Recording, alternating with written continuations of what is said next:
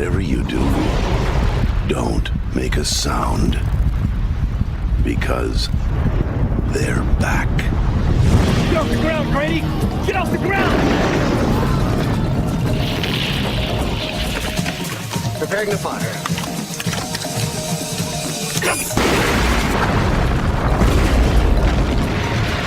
What are they? We don't know. The worms changed somehow. Now we've got these things. Tremors 2. Aftershocks. Evolution. It's a bitch.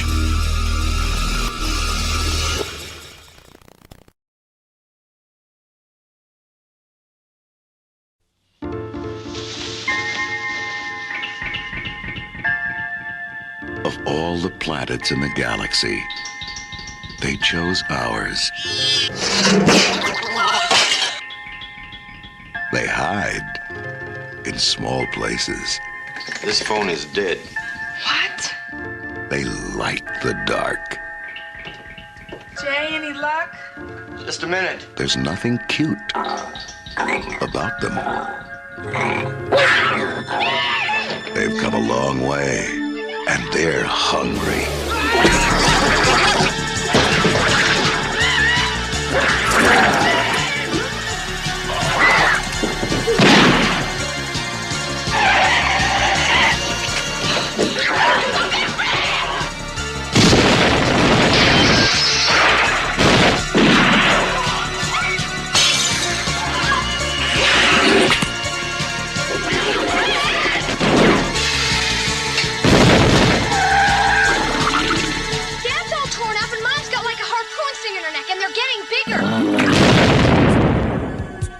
Critters. They bite.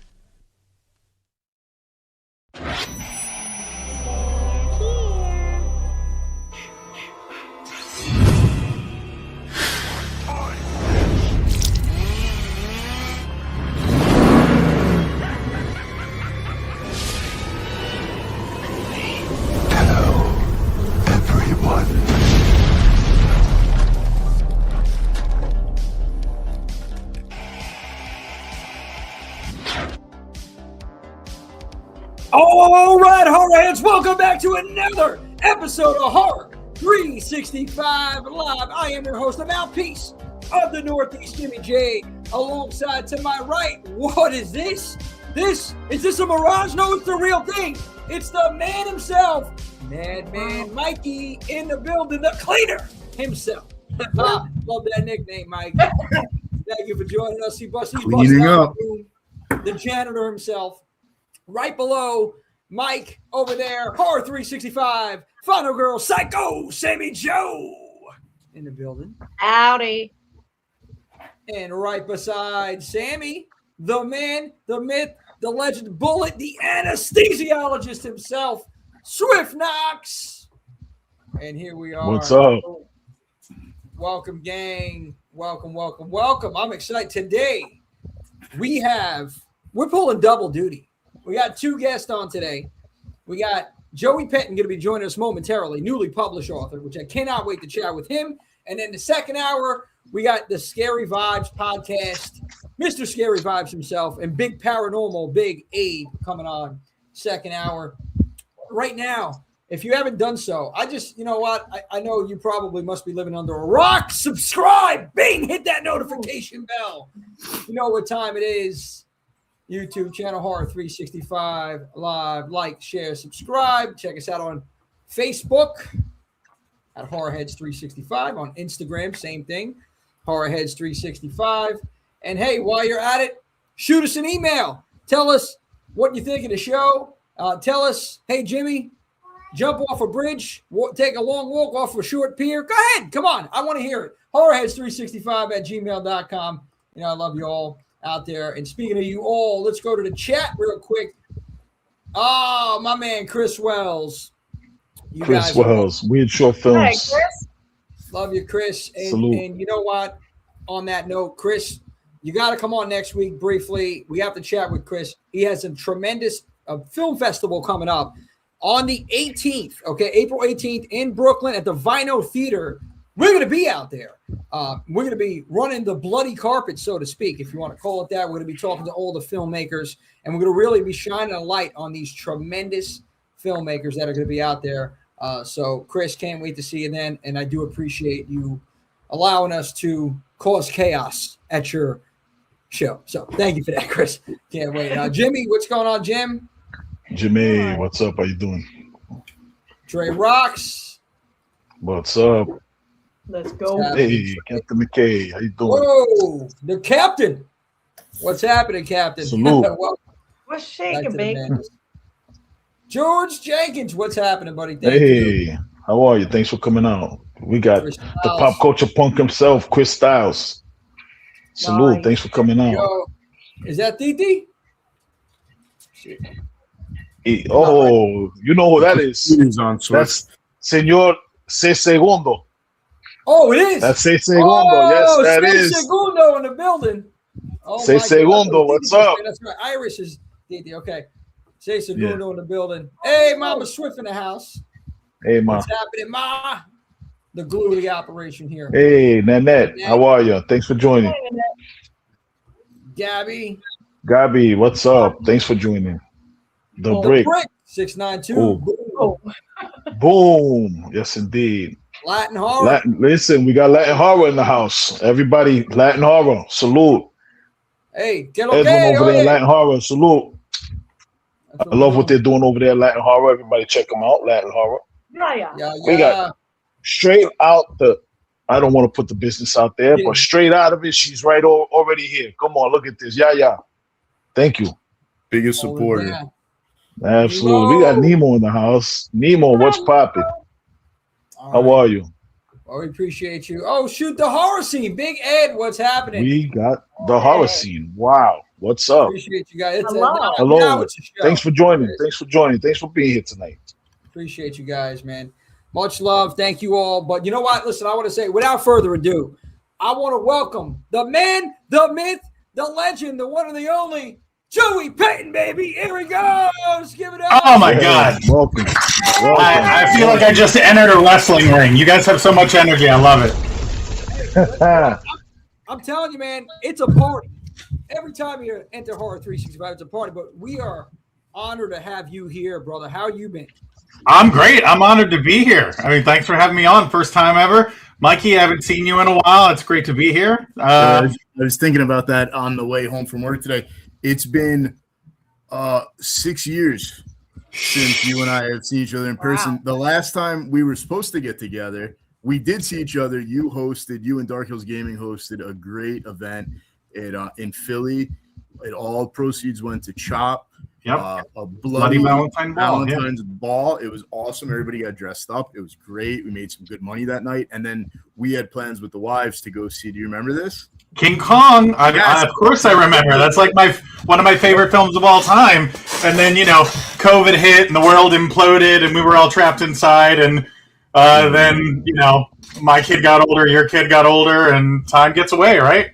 Bree and I went to see King Kong that night or that afternoon, and it was so awkward because it was the onset of COVID. Everything had not been shut down yet. There were no you believe what you want. There were no restrictions or regulations in place, and every time somebody coughed, everybody turned around and looked at them like they it was not enjoyable at all. But very, very overdue reunion for you and I feel like at least 6 years. That's changing now. We are April 19th. April 19th, I'm coming out. I'm going to see you. I'm also going to see the lovely Ken Sagos, King Kate himself. My daughter is very excited to see Dream Warriors in a theater and get the vibes. And I can't wait to see you again. And the big difference between the last time I saw you and now is you are now officially a published author, pulp horror novelist, Joey Pettine. Let's go, baby. Give it up. Thank you. I could talk to you for hours. I know the kind of conversation we could have, but we unfortunately we're a little limited in time. We're going to talk about your book, Sid, which just released a few weeks ago, right? Friday the 13th of March. Yeah. Oh, Nice. I love that. It is. you know me, yeah. you how do that on fitting. I mean, purpose? go all the way back to Camp Blood, Friday the 13th. Andy's a 6-year-old, and a monster has come home to kill her baby brother. That is what this book is about. And it's awesome. I mean, you honestly could not have had a better debut. Thank you. I loved it. I don't want to talk too much about specifics, but we do have some questions for you. Sure. I don't want to give anything away. I want people to go out and buy this book. It's very affordable. You buy this book, it's going to Joe. You're supporting a great author and artist, more importantly. So yeah, guys, let's get into it. Jimmy, kick us off. Yo, listen, I gotta say it also with the book.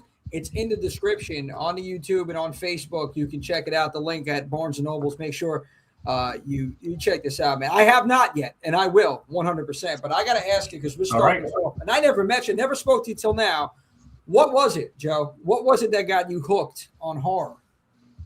I'm going to go all the way back to the beginning. The first thing that ever got me hooked on horror was Scary Stories to Tell in the Dark by Alvin Schwartz and Stephen Gamble. I remember it was a Scholastic book fair, and all these kids were coming back, and they were like, oh, my God, it's so scary. And I went, and if you've seen the cover, you know the cover. It looks like a skeleton clown smoking a pipe, and you're like, what is this? And that book rocked me to my core. I still read it at least once a year. Scary Stories to Tell in the Dark? Scary Stories to Tell in the Dark. It is. You've at least seen the film, Jimmy. Yes, I've seen the film. Because I was thinking about the book because I remember those book fairs, those Scholastic things. Oh, yeah. Man, that's Goosebumps. That's what, so that actually helped me read because I wasn't a reader. Yeah. it was Still not. Still not a reader. I'm barely a viewer. I mean, no, but yeah, man, that's good stuff there. So yeah, and how old were you around that time? Oh man, maybe second grade, third grade. I've always gravitated towards horror though, and it always goes back to like the library and books.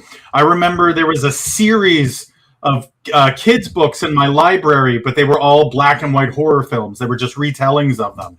It was like Tarantula, Godzilla, Dracula, Frankenstein, but they were just like kids' books with these orange spines. I read every single one. So I've always been a little weird. I remember those. Honestly, those, the covers, it goes back to like the VHS. You think about the cover art on the books. That's what drew me in. That's what started, I started reading because of Goosebumps. And I think that may still be the only thing I read. But I'm gonna give a quick shout out while we're talking about covers, because my goal as I was getting this book out was I wanted to have a cover that absolutely stuck out. You can see my chair is blocking it. You can barely see it. But I got an amazing artist, Stephen McAndrews, drew me the scariest cover, and my favorite thing, he made it look like an old VHS box with like wrinkles and folds on the edge. Because I told him, I was like, if I put out books, I don't want people to think this is like highbrow horror. This is like you're at Blockbuster Video or you're at the Scholastic Book Fair and you're going to pick the scariest cover you can find.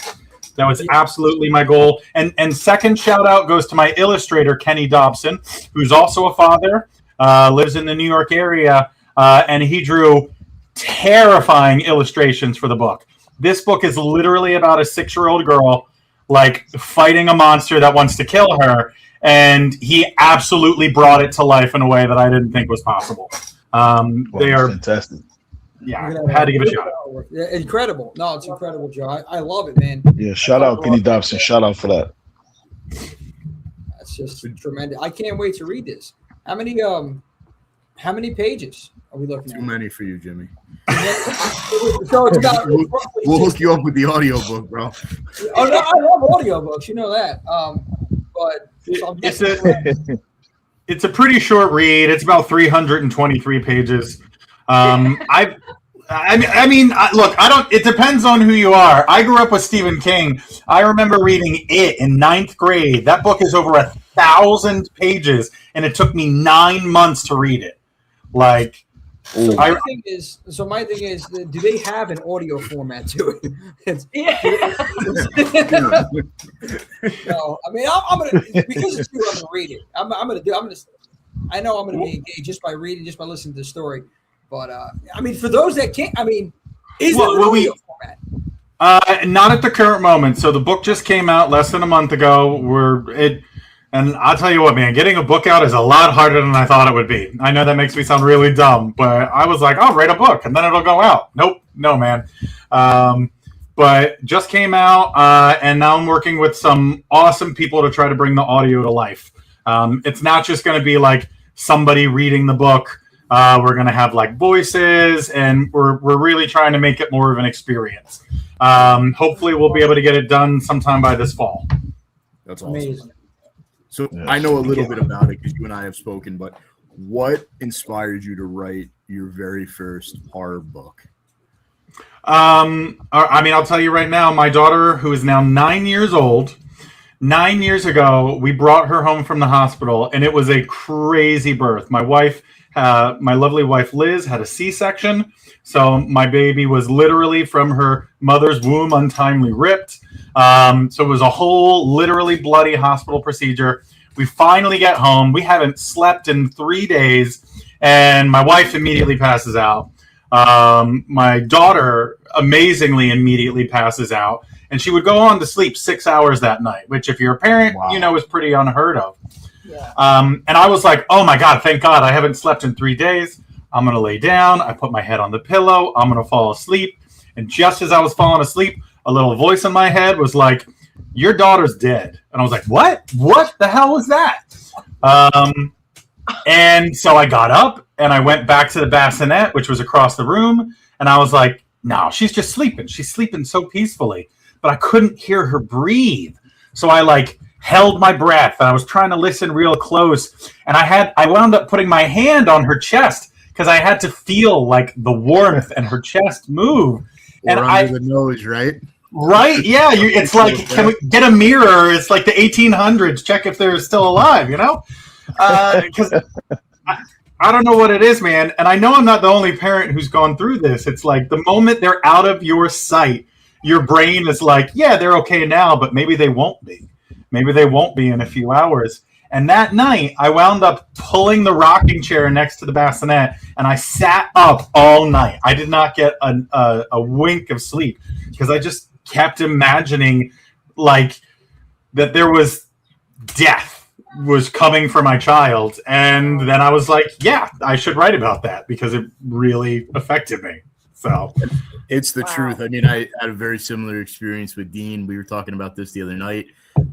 The birthing process was very similar. Bree went through the same thing, C-section. Out of nowhere, it was like, okay, we're doing this. I went down to tell my parents, tell her mother. I came back up and they're like, here's your scrubs, get ready, it's go time. And right, 3 minutes later, here he is, and he's pissing all over the doctor. I was like, oh my God, he peed on me. That's my boy. And then you get home, and our bassinet was right next. His bassinet was right next to my side of the bed, and I can't tell you. I mean, he was with us. He was a tiny thing. He had issues those first 6 months. So he was not maintaining his weight, losing weight, spitting up constantly, and it's like, oh my God, what if he spits scary, up man? And he chokes on it, which is not a thing that can happen. Apparently, their throats are set up a very special way. Right. I had a similar experience. We ended up calling like the ER in the middle of the night one night because Lily woke up coughing, and I was like, "Oh my God, she can't breathe!" So I'm calling the ER, and I'm like close to tears. Like I love horror movies and stuff, but nothing is scarier than being a kid. Yeah. And I'm sure I'm not the only one that every once in a while I just give him a little poke to see if he'd react. Yeah. Oh, still alive. That's good. You're good, right, dude? I'm not a parent, but I was a daycare teacher for 10 years, and nap time I would do that all the time. I'd rip those blankets off them and like go face to face to make sure I could feel their breath coming out of their snotty nose, make sure they were still alive. It's crazy. Yeah. Sometimes it feels like Final Destination. You're like, all right, they're going to go out, and then a car is going to hit a bowling ball, and it's going to knock over a power line, and they're going to pick it up thinking it's a jump rope. And yeah, because as a your job is you got to protect them. So you're constantly thinking, ideally, fragile. Immediately, you always think of the worst case scenario. But that's that's how we need to think when you're dealing with kids. But that's incredible that you take it from like real life inspiration, something that I love that. I love that. Yeah. And I know as people read this book, they're gonna, just like when I texted you the other night and it was like, I'm on page this and I know this story too well. I know other people are gonna read it and be like, damn, this hits home, because it does. There's a real emotional core to it. And that's what immediately drew me in. Like, Freddy Krueger, Jason, all that stuff is scary, right, to an extent, but this, we're talking about invisible monsters and things like that, but going through it, raising a child is horrifying. Yeah. Is not for everybody. It is 1,000,000% terrifying. And I love that you drew from your own experience, and it's so relatable. Yeah, man. I mean, all those invisible monsters are always just representations of something that scares us. You mentioned Freddy Krueger and the horror goat, Wes Craven, in my opinion. He always said all of his stuff came from how he saw the world, and all he ever saw was like violence and horror. So, that's like that Nightmare on Elm Street. Yeah. Yeah. They were talking about the kids in was it Cambodia that they would die in their sleep. There was an article on that. That's where he got the inspiration for Nightmare on Elm Street. Yeah, I forget what it's an actual condition, but there were like you said, kids from Cambodia who just weren't waking up, and their parents wouldn't believe them, and scary thing. Yeah, just thinking about that. What Joey, I know you talked about like the book, the scary stories you tell in the dark probably helped you like get inspired and stuff as a kid. But are there any movies or creators that like have helped influence your style? 100%. I mean, I'm a monster dude, and Mike will also tell you I'm a slasher dude. I mean, I was born in 1986, so growing up at the tail end of the 80s, like Freddy Krueger was everywhere. He was literally a doll and a cereal and a TV show, and he plagued me. He plagued my bloody nightmares for the longest time. I absolutely remember being a kid and thinking Freddy Krueger was going to come get me. Obviously, Friday the 13th. I love the Jason films. Jason is probably the best masked maniac ever put on screen. I mean, I mentioned Wes Craven, so I'll mention him again. The Scream movies. I was 10 years old when I watched Scream in 1996, and it blew my mind. God, it was so much. But I also don't want to like forget, like, Are You Afraid of the Dark? Every single, man. Every Saturday night, at the end of the night, after Ren and Stimpy, some of them don't want to, man. That was dude, it was my life. It was how I grew up. Yeah. So absolutely terrified me. So much. I was a horror kid. I was afraid of everything. I mean everything. I was that kid who was like, oh, the Tony the Tiger looks a little scary on the cereal box today. Like, they're not great. Right, man. Oh, that's hilarious. Dude, you know what? So, Go ahead, Swift. No, go ahead, Jimmy. Go ahead. No, I was just thinking about the fact, like those TV shows, man, so underrated and not talked about enough. Are You Afraid of the Dark? Oh, yeah. They had some really creepy episodes. It's a really, like, if you were a kid. I can't believe we watched that. Oh, my God. Yeah. Do you remember the one with, like, the invisible monster in the pool? And then you finally see the monster, and it was just a melted, like, dead body. It was like a skinless corpse with pieces of skin hanging off. And I'm like that. I mean, they did not mess around in Canada. They really did not. They were like, we're going to traumatize these children. They knew their audience. Yeah, they knew their audience. They knew what would work. Yeah, that was awesome. Hey, Swift, what were you saying? Yeah, that was awesome. Yeah, Joe, I wanted to ask you. You just said you were born in 1986, so you came in on the tail end of a great era, a great decade. Yeah. We had so much different entertainment. You had the best of everything. You had the best of what I call a subgenre 80s films. You had the best of that. You had the best comedies. You had the best cartoons. You had the best everything. And then going into the 90s, going into everything you were just talking about. Are you Afraid of the Dark? Goosebumps. but you also had it was just like Nickelodeon. We had Rugrats, everything like that. What made you choose horror as your genre? There were so many different things. We had the best of everything in those times. What made you choose horror? What made horror choose you? Like, I was about to say I did not choose horror. Horror chose me. I mean, you talk about the 80s. It wasn't just horror. Like you said, we grew up with He-Man. We grew up with like Star Wars, Return of the Jedi, Star Trek: The Next Generation was on TV. So it wasn't just horror, but I've always gravitated to horror probably more than anything else. It's just, I think being a scared kid, horror is a good way to like, it's essentially therapy. It's a good way to think about all these things that terrify you. And you watch a movie and you're like, okay, if Andy can survive living in a foster home with Chucky, then I can handle the crappy kid down the street who tried to take my bike, I've just always had an affinity. I mean, it probably helped. I didn't grow up in the best of households. My parents sucked. And again, horror is how I handle the world. When the world is at its worst, that's when we get the best horror. Like, you look at the time periods, I'm not going to get too granular or anything, but the best horror comes from the worst time periods. You're right. I mean, except for the 80s. You see what Edward just wrote. He said the 80s is the best horror decade. The 80s is the golden. I mean, the 80s. Golden age. Everybody talk, and look, I'm not discrediting the 80s, and we spoke about this numerous times, but I think right now it's the best time to be a horror fan. I mean, more than ever, horror films are getting respect. I mean, look at the Oscars this year. We had 3 like horror films at the Academy Awards. Weapons, blowing shit out of the water. Guillermo del Toro's Frankenstein is absolutely beautiful, and Sinners, man, Coogler's Sinners was like unlike anything I'd ever seen. You're absolutely right. People are respecting horror. I never thought Aunt Gladys was going to walk away with like a best supporting actress Oscar. I'm not even trying to be mean because her performance was amazing, but the fact that they gave it to her, we're going to see so much more. I can't wait. And you used a very perfect word when describing it. Horror is being respected for the first time. Thank God. Yeah. It's about time. Yeah.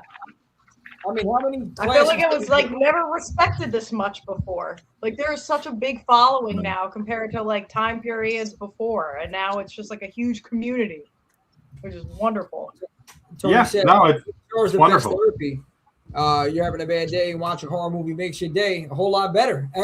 Isn't that ironic, right? Watching a horror does. I mean, we've seen these movies dozens of times, right? It's become comforting to us. It's something we can put on and just kind of drone out, and it brings us back maybe to our childhood, to a different time, and just kind of lets us relax. All right, I forgot The Ugly Stepsister was nominated. Thank you. Yes. Oh my God. Talk about messed up body horror. Oh my God. Yeah, the body horror gets. I don't. Go ahead, Swift. I love body horror. No, go ahead. I need to hear you talk about body horror. No, I'm not talking. I'm done with that. That's not Swift genre. I'm starting to think about that. Then I start thinking. I see Sammy getting excited. I'm thinking about the cockroaches she has. We're not doing that. Just go ahead. We don't have enough time for that tonight. No. We do she's off screen. Please. Yeah. Thank you for nothing to work today. The whole thing. Yeah, for everybody that doesn't know, Sam has pet cockroaches, hissing cockroaches. They like to hiss on Wednesday nights. Yeah. Just for Jimmy. Conveniently enough. Conveniently. What were you saying, Swift? I know I cut you off. No, I was going to say I never saw the thing, but I would imagine just by the title alone, K-pop Demon Hunter, that's horror adjacent, of some sort. So that also won. Yeah, it is horror adjacent. My daughter is 9 years old, so we've watched that movie about 40 times. But even if I didn't have a daughter, I probably would have at least watched it 10 times. I mean, it is. Yeah. I seen it because my granddaughter came over and said, "Oh, look at it!" And now she's into horror, and she's 6. Yeah. Sophia watched it. Yeah, I was like, "No, this is not bad." And then Hotel Transylvania, that's another one. I love. But you're digging this stuff, Joe. So now I got to ask, how do you find that sweet spot? how do you find a sweet spot to appeal to the younger audience and the adults simultaneously? Because this is a book for adults and children. Oh, okay. I'm gonna make it very clear that this is an adult book. It is told from the point of view of a 6-year-old girl, and the other characters are imaginary friend, her pet dog, and a stuffed monkey. But please, I don't want anybody buying this book for like their 9-year-old kid and then calling me to tell me that I like ruined their child. If that was the plan, this is why I said, oh God, man, okay. Well, thank God you clarified that. Okay. I mean, in general, I think the lovely thing about horror is I think the kids are always going to find their way to horror. No matter how hard you try to keep it from them, you look at history. Look at us growing up in the 80s, literally watching like Jason Goes to Hell on UPN or Freddy's Dead. Again, I mean, all on UPN. They were all on UPN apparently. But like now, look at the wave of like all the games that my daughter and her friends like are horror games. Five Nights at Freddy's, Poppy's Playtime. I don't know what Sprunky is, but that's apparently horror adjacent. The Rainbow Kids. I think I'm saying it's all too easily accessible with these, and kids got one. Yep. Yeah. And I mean, we're seeing that in the movies too, because the Iron Lung, which was based off a horror video game that came out and that killed. And now we're getting A24, one of the biggest studios ever, is giving us a Backrooms feature film directed by a 20-year-old kid who first made that film when he was 16. So, I mean, horror's, it's there. And I personally believe horror is necessary to kids to learn how to deal with so much stuff. Like, my daughter has grown up with horror. Like, she has watched Freddy and Jason since she was 3. We used to do this immersive horror camp, and we would take her with us. So she's seen costumes. My wife is a costumer. I love Halloween. So she's been in the midst of horror her whole life. And, like, nothing phases her. Like, she has so much confidence. But I've seen kids who, like, the parents keep anything scary away from them. And they can't handle anything. Like, they can't handle the big bad wolf, or like their parent tries to read them like sideways stories from Wayside School, and they're like, I can't keep going. Like, horror is practice. It's a perfect way for kids to be like, oh, that was horrible. Thank God it's not happening in real life. Thank God that was just a little safe environment. And you said that Lily gained so much confidence through this, but she also gained, as with anybody else, resilience. Yeah. Mm-hmm. Yeah. No, 100%, man. And it's like you said, I love that, Joe. It gets them prepared in a way, how to deal with certain situations in trauma, even. I don't know. It may sound crazy, but just you ease them in. Well, some people ease them in, some people don't. Shout out to Horror Daddy, Josh Kersey, getting his daughter Savannah. I mean, she watched Terrifier, I think, and she was maybe 6. And, she went up to, I remember at the convention, she went up to Catherine Corcoran, that was the woman, for those that don't know, that got sawed in half. And she's like, oh my God, you're alive. And so you can't. So, it was so cute. She's like, yes, it didn't hurt me. And then she was telling us like, wow, that's amazing. But, hey, what? I don't know. I grew up with this just like you did, just like I think everybody else here did. And I mean, now we're seeing the 80s slashers are what the Universal monsters were to us. Mm-hmm. Like in the 80s, like Frankenstein and Dracula, they might as well have been like plushy toys. 100%, Tony. I mean, my daughter loves Chucky, Who would have thought that we live in a world where people see The Exorcist for the first time and they're like, that wasn't shit. Wow, yeah. Right? That's a good point, Mike. My goodness. Yeah. How crazy is that? And I know a movie that traumatized the generation of people. Yeah, for sure. I know, Joe, you wrote this book. It's more adult themed, but you have to know, just like you're saying, kids, they're going to find it, they're going to watch it, and your audience. So how did you balance the elements of making something scary versus too much for maybe younger readers or even adults who maybe aren't in love with the genre? Well, it helps that I am still essentially a 6-year-old kid.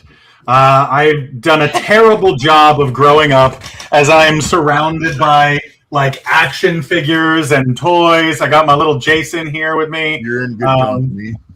100%, yeah. Yeah, love it. I still feel like I think like a kid, man. Like, I try to act. Oh, I love it so much, guys. I try to act brave around my daughter, but I tell you what, in the middle of the night when I get up to go to the bathroom, I move a little bit faster past the open doorway. I make sure my toes aren't peeking out from under the blankets. Joe's looking around the corners. Always, man. It'll no matter how old I get, there's always that little bit of like, what if I'm wrong? What if my adult sensibilities are wrong? And there really is like a monster in the basement or under the bed. Honestly, yeah, I feel like it's easy to write from a kid's point of view. And I'm a whimsical dude. Am I allowed to curse? Yeah. Okay, cool. I'm a whimsical fucker, you know? So, like, this isn't it where it's a bunch of 10-year-old kids trying to be adults. This is literally a 6-year-old girl talking to her imaginary friend, how do we stop this monster before it eats my baby brother, you know? Yeah, and I think there is a balance. I think the same people who love horror are also the same people who grew up with Bambi and The Lion King and The Little Mermaid. Like, it's just two sides of one coin. Hey!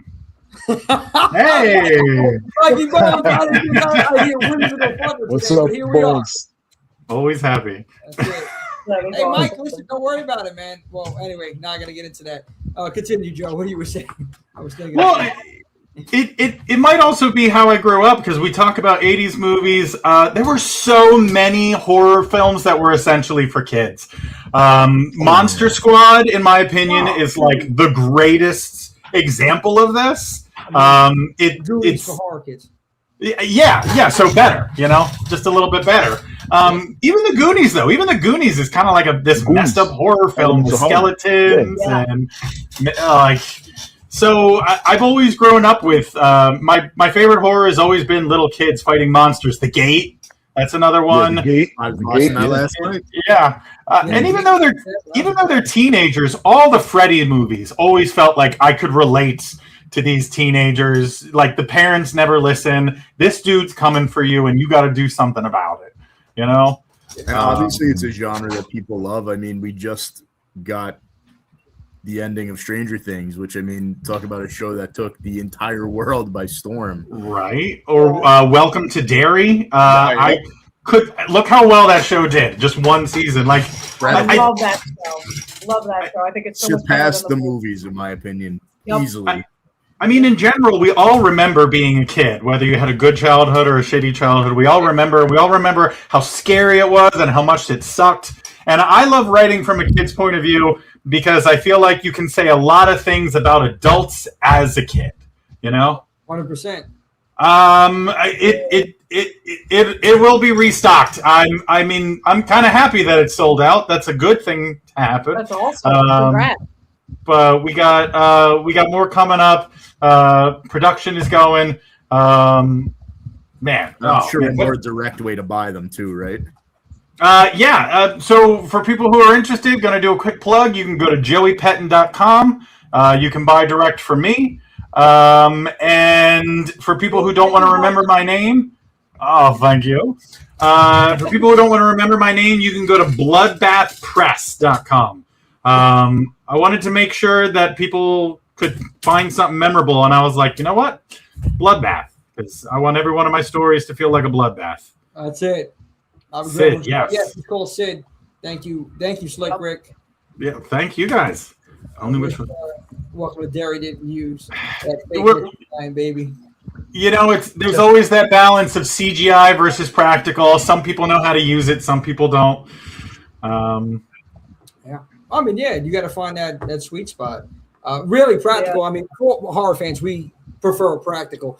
But if you're going to do CGI, at least pick and choose when you're going to do it, and you got to have a good budget for that. You have to have a big budget for quality CGI. You don't want something like the Lawnmower Man. Or just a good director. You know, I've seen some low budget films. A good director knows how to. Going back to the back rooms. If you've never gone, go on YouTube, look up the back rooms. That kid was 16 years old when he made those videos, and they're terrifying.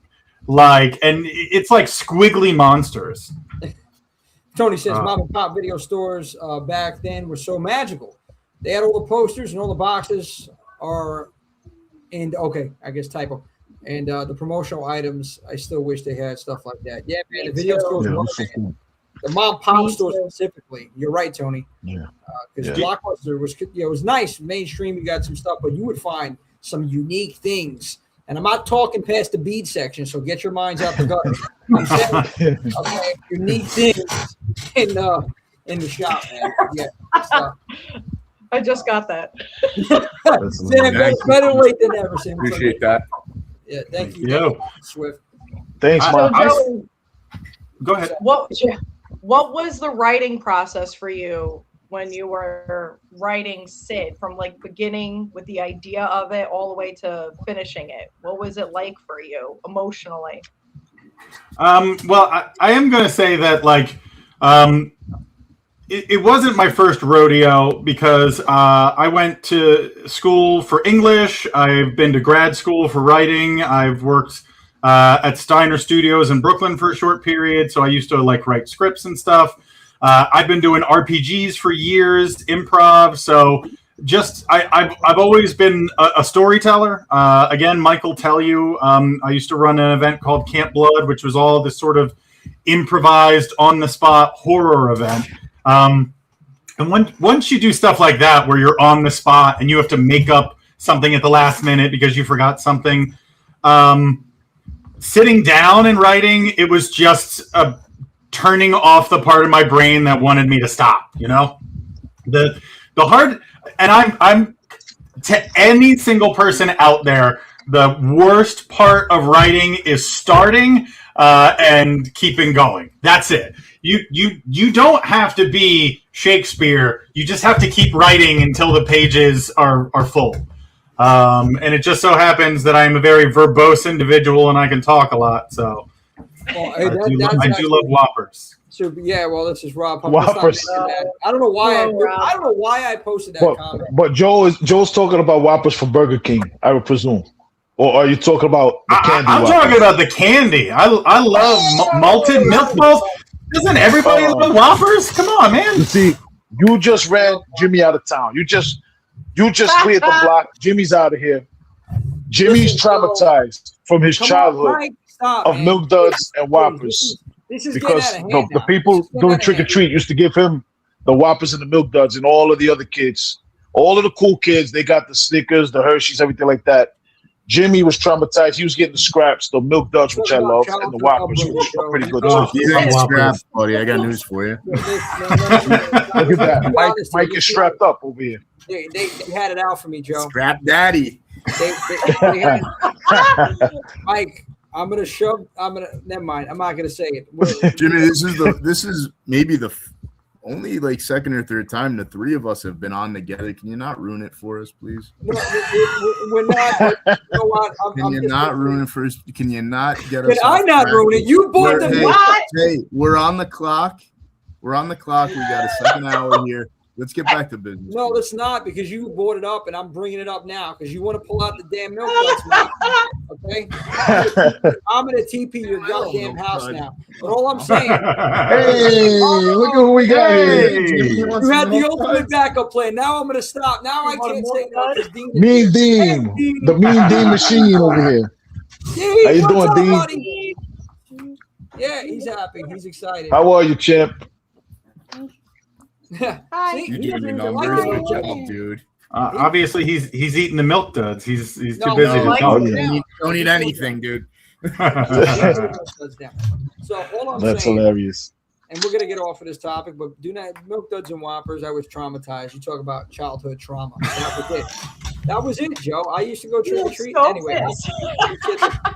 We said, yeah. Hey, I'm gonna let Swift. You were saying something. I don't want to continue this because I'm gonna start going on a tirade to do this. All right, Joe. So you kind of touched on this. You kind of touched on this already. Waving the milk done. This is ridiculous. Yeah. Hey, listen. The cool kids love milk duds. He's laughing. Yeah, man. Dean, I love you. But He loves it. Yeah, this is milk duds ain't that bad. They ain't that bad. Yeah, Joe. You kind of touched on it already, like a little bit of your process, but like going into this project, your first published work. How did that process go? Like, did you outline everything ahead of time, or did you just say, okay, this is the message I want to give, but I'm going to just start flowing, and I'm going to the story's going to write itself? Like which one of those was it for you? My process is almost always the same. I think of a monster, and then I think of people to beat the monster. Hopefully, eventually, you never know. And then I try to think, what's the worst thing that the monster can do, and what's the only thing that the not monster can do, Okay.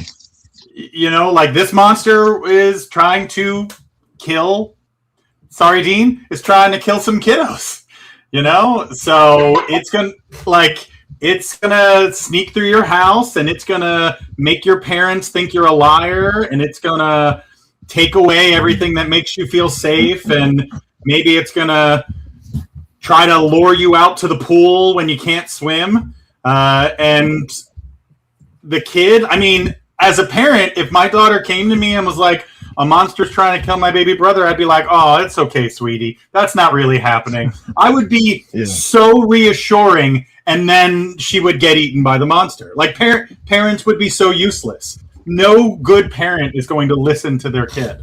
Thank you so much, Latin Horror. I hope you enjoy it, man. Thank you. That's awesome. Yeah, I don't know. I think we all feel like we're alone sometimes, and we're the only ones who can handle these horrible things. And I think it's just a process of logic. I go, all right, I'm 6 years old. My parents sure as hell aren't going to listen to me. Thank you. Thank you so much. Thank you so much for that. Appreciate that. Thank you. Everybody check out Latin Horror. Yeah. How does a kid handle this horrible stuff? So it's just a logic game to me, So, Joe, what was the most challenging thing that you faced as a first-time author putting this together? What was your biggest challenge? Everything besides the writing. Honest to God, man, because there so much goes with a book besides just writing it. Like, you can write it and then no one will read it.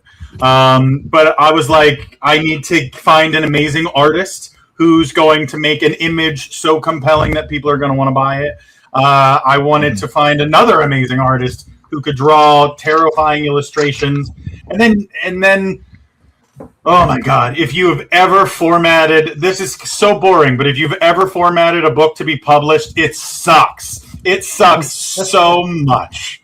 It is like an English paper times 10. Don't do it. Don't do it if you don't have to. So, obviously you found a great artist, man. I love this cover. Just like looking at it, we showed everybody. Yeah, I want to awesome. show everybody one more time. Kenny Dobson, everybody. Kenny Dobson.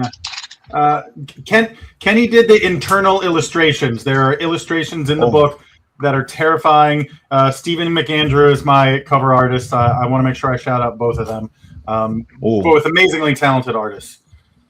Awesome. Have you ever thought about having merchandise eventually? Like, that would be a cool shirt. Yeah, no. I'd love to. I felt like I needed to have a book before I had book merchandise. That was definitely my goal. But for anybody listening, I plan on I'm gonna have a table at your lovely Jason Lives event. You're coming out. I'm coming out twice. I'm coming out for Freddie, and I'm coming out for Jason. Honestly, you guys are doing all my favorite things. Because my two favorite movies of both franchises are Dream Warriors and Jason Lives. And I was like most people, man. I'm telling you, it's a fan favorite installment, both of them. So next weekend we're going to see you out at the Emmaus Theater. I'm excited for that. Ken Sago's there, definitely.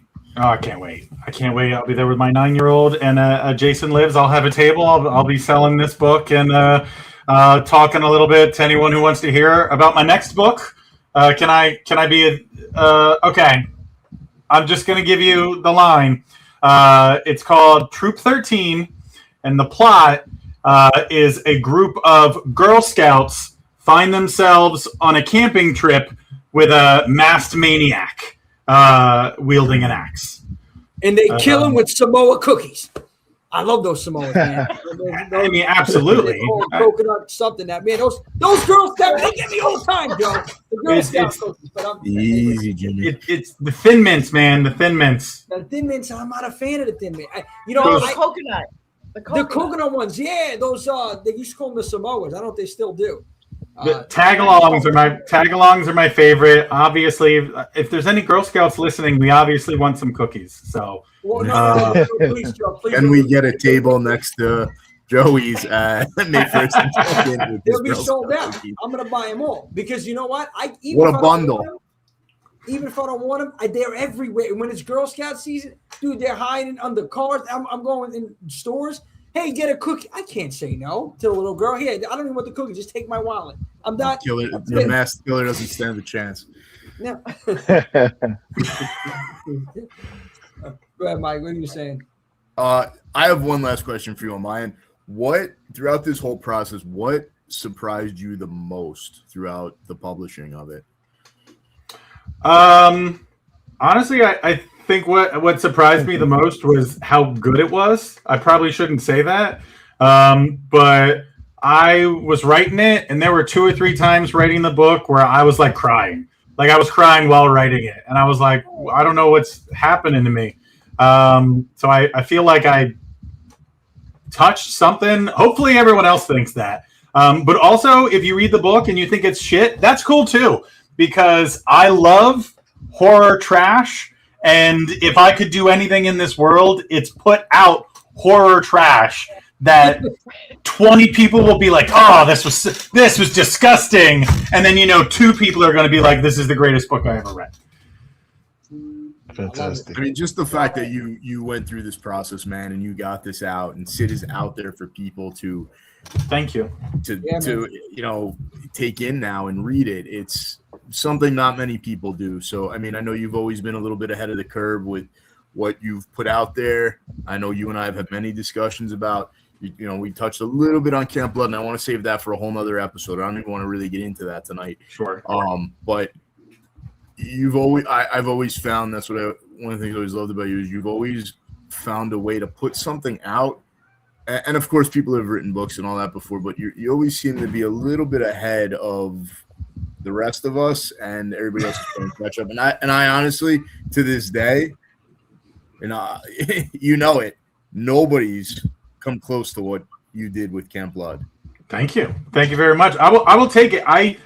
I love scaring people. I love making stories that scare people. And you know what? If I'm going to say something that was most surprising putting this out, it's all the people who are reading it and who hear the idea and they go, holy crap, I loved it. People reaching out to me. I've had people who've read it already. Like you, some parents have reached out to me and they were like, I knew 100% you were a parent when I was reading this. Just all the amazing people. My wife, Liz, my daughter, Lily, who I dedicated the book to, all these amazing people who are like, this idea isn't trash. This idea is wonderful. That's always going to be the most amazing thing, that there are so many awesome people out there like your show. I mean, you guys know. Look at all these amazing people just commenting throughout the night. Like, the horror community is the best community. It's my favorite community. They are the nicest, sweetest people, and I am blessed to have stumbled my way into this community where I get to spend time with so many amazing people. Let's go, baby. No, 100%. Joe, you're on the money with that, man. There's nothing like this community. And, I'm not just saying it because we're doing it and because we love it. It's just because I've been a part of a few different communities. And although they were great, there's just something about horror fans. And I can't pinpoint it exactly. Passion, dedication, I don't know, man. It's just a tremendous amount of support. Fear brings us all together, man. Yeah, hell yeah, man. It's a universal emotion that we all can relate with. Yeah. Sam, you were saying something. I lost you. No, saying how like fear is just like a universal emotion that we all can like relate with in one way or another from subjective experiences. So it is. Yeah. It's very bittersweet. I feel like it's very bittersweet. I gotta agree with Dalek Shalom too. I do believe the horror community is the sexiest mofos. There we go, I mean, Dalek. look at us, right? Like we are. We would. I think we'd give Sydney Sweeney a run for her money right now. You know. Joe and Mike, I'm a little jealous. I have not quite grown my hair out as long as you both, but it's getting there. I'm sure it'll come in any day now, Jimmy. I'm still massaging the roots. It's getting there, man. But yeah, when you said all of a sudden when Dalek said we're sexy mofos, it's Joe and Mike with that slow motion hair in the wind. Oh yeah, head turn. This is why I don't come on this shit every week. This is why you always watch it. I feel like Joey and Mike could sell like what is that? The Irish Spring soap. They could be in the yeah. Got that Irish bounce. Oh my goodness. Yeah, I put a lot of work into this. It's called not cutting your hair because you don't want to get a haircut. That's what it's Hey, haircuts expensive these days. So some of these haircutters they're charging upwards of $100, bro. Too much. Yeah. Too much. These I'll people ridiculous. just keep the hair. Yeah. Absolutely. Now, Joey, I have one last question for you. Sure. What would you tell writers that are just starting out? What motivation, inspiration would you give them for their first book? Just do it. Just do it. Just sit down and do it. Copyrighted. Yeah. Oh, dang it! You're right. Nike's gonna sue. Never mind. Don't. No, I mean, it just gets written when you put words on the page. And you know what? You want to know what really motivates me? Is when I read a book and I get to the end and I go, wow, this was terrible. And somebody thought this was good enough to make. I can do that. And I feel like every person in the horror community, you've seen a movie or you've read a book and you're like, oh my God, that was terrible. Go watch Troll 2. Oh, don't. Yeah. Whoa. I forgot. Yeah. Well, hold on. You know what, Joe? That's another thing. What differentiates us? We're the only genre I feel like that you can create a movie that's complete trash. You'll have some sort of support, but that inspires everybody else. Saying, "Hey, this shit made the big screen." Right? You know? Yeah. It's I mean, there's a reason so many horror movies get made every year. We're the most welcoming audience. Like I go out and see everything horror, man. I've been to the movies so many times this year, and the majority has already just been horror. You know? Yeah. It's taken off. Absolutely. Yeah, it really is. I got something to ask you, Joe. Sure. Like, I love what I'm hearing about this book. I'm gonna order it as soon as we get off. I'm gonna order it. I love what I'm hearing. Apparently, everybody else loves it. You know, people are buying your book. People in the live chat, they're buying the book. But I want to ask you this: when it comes to the inevitable blow-away success that you're gonna reach, because I really believe it, just because of what it sounds like everybody, every parent is going to love this thing. You know what I mean? Okay, if the book was adapted into a film, how would you want it to feel? Okay, let's say what directors or what vibe would you want it to have in a film adaptation? I think it should be animated. I think it should feel like a dark Disney film. I think if I had my pick of the litter, the director would be, I mean, if I could get Guillermo del Toro, I would, because that man understands animation and horror hand in hand. Absolutely. And if I could pick anybody to be the monster, it would be David Howard Thornton, Art the Clown himself. Because I mean, the man's just amazing. He's the modern day Robert Englund, in my opinion. Oh, that's a lot of credit to Dave. And he's a sweetheart. He's the sweetest horror icon I've ever met, hands down. Yeah, So. no, it was. We had a great conversation a couple of years back. We had a great conversation with Dave, and it was before Terrifier 2 came out, as you can imagine. And once it blew up, it was get a hold of him was almost impossible. Again, because of that, but he was humble. Like even when we seen him too, even out there, he was very humble. He was very well deserved. Took his time with the fans. Which, he loves them, and they love him. 100%, and rightfully so. And I got something for you, man. I got a little game before we wrap this up, before we sign you out of here. Got a little game I'm gonna play with you here, and I know my jigsaw, Jimmy Saw here. It's called the 2 Minute Riddle. And I'm gonna ask you a bunch of questions. No right or wrong. It's your best response. So let me know when you're ready. I'm gonna click this timer, and we're gonna rock and roll, strut and stroll, baby. Oh my God, I love it. Let's do it. All right, so are we going? 3, 2, and what is your favorite horror icon? Freddy Krueger. Favorite slasher? Nightmare on Elm Street 3, Dream Warriors. Weapon of choice? Knife. To remake or not to remake? To remake. Dark alley in New York City. Who do you want to have your back? My 9-year-old daughter. She takes Taekwondo. Let's go. Best horror personality? David Howard Thornton. 80s or 90s horror? 80s. Favorite psychological horror movie? Oh, Cape Fear by Martin Scorsese. Oof, good one. Favorite horror movie quote? We all go a little mad sometimes. Scariest movie you've seen? Oh my God. In my life? Yep. Misery. Still to this day. Best horror voice? Pinhead. I can't remember. David Bradley. Is that right?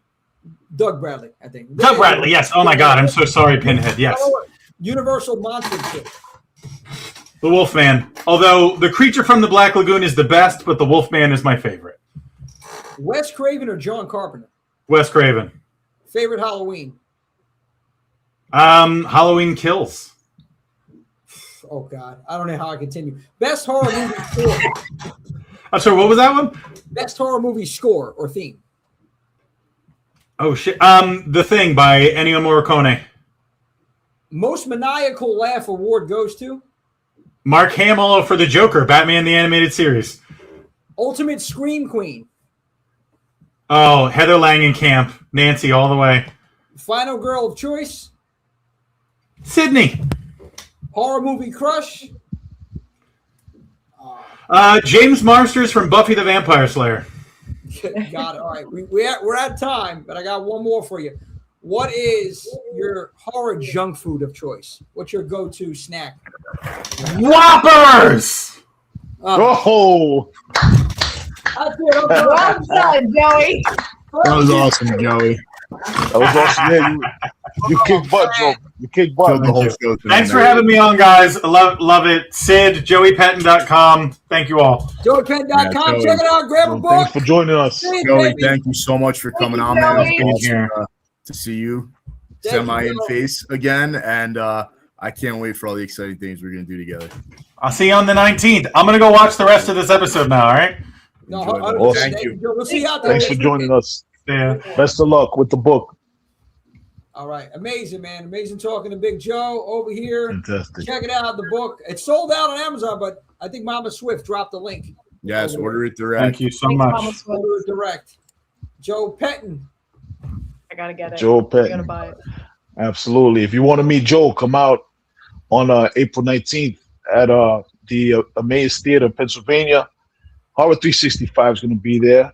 It's a screening of Nightmare on Elm Street 3 Dream Warriors with Kincaid himself. Ken Sago's in attendance. And we're going to watch the Dream Warriors. And then as an added bonus, we're going to watch his short film Socrates, his short horror film Socrates. So come on out.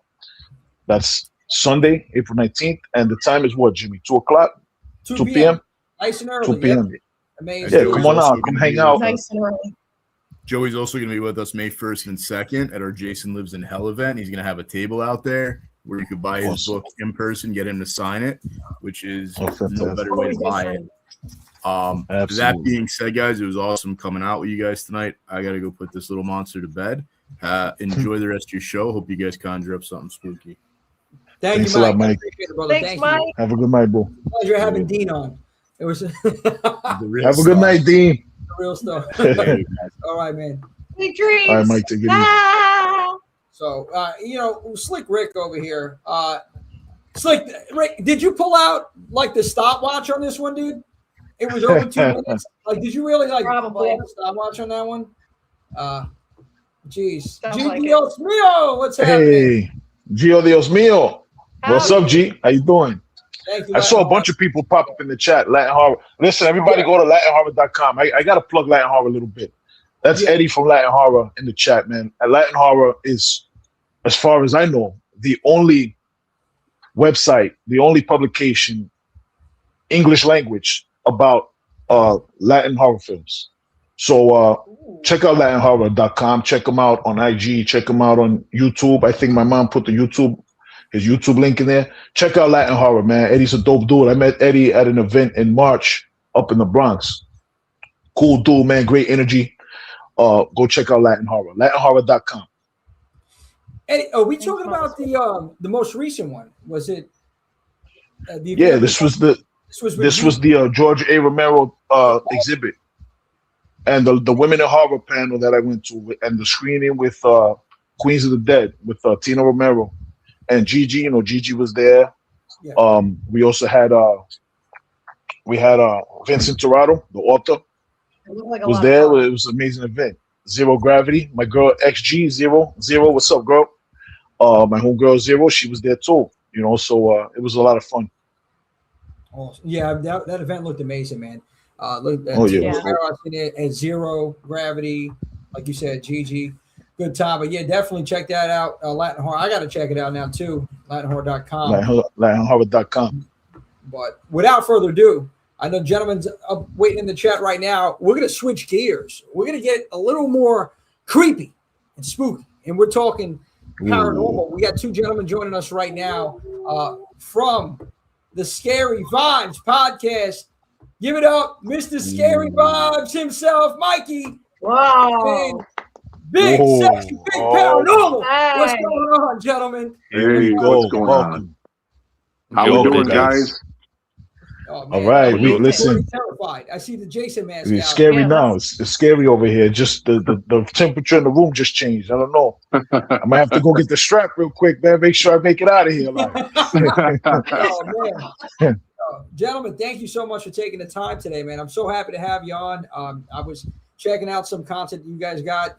You guys are killing it with the Scary Vibes podcast, and I appreciate it very much. Jumping on the stream here today, and we're going to get into it with paranormal and all that good stuff. And I want you guys to really take the floor on this one, and we'll talk about whatever it is you want to discuss paranormal wise. But I want to ask you first. I want to talk a little bit about Scary Vibes podcast.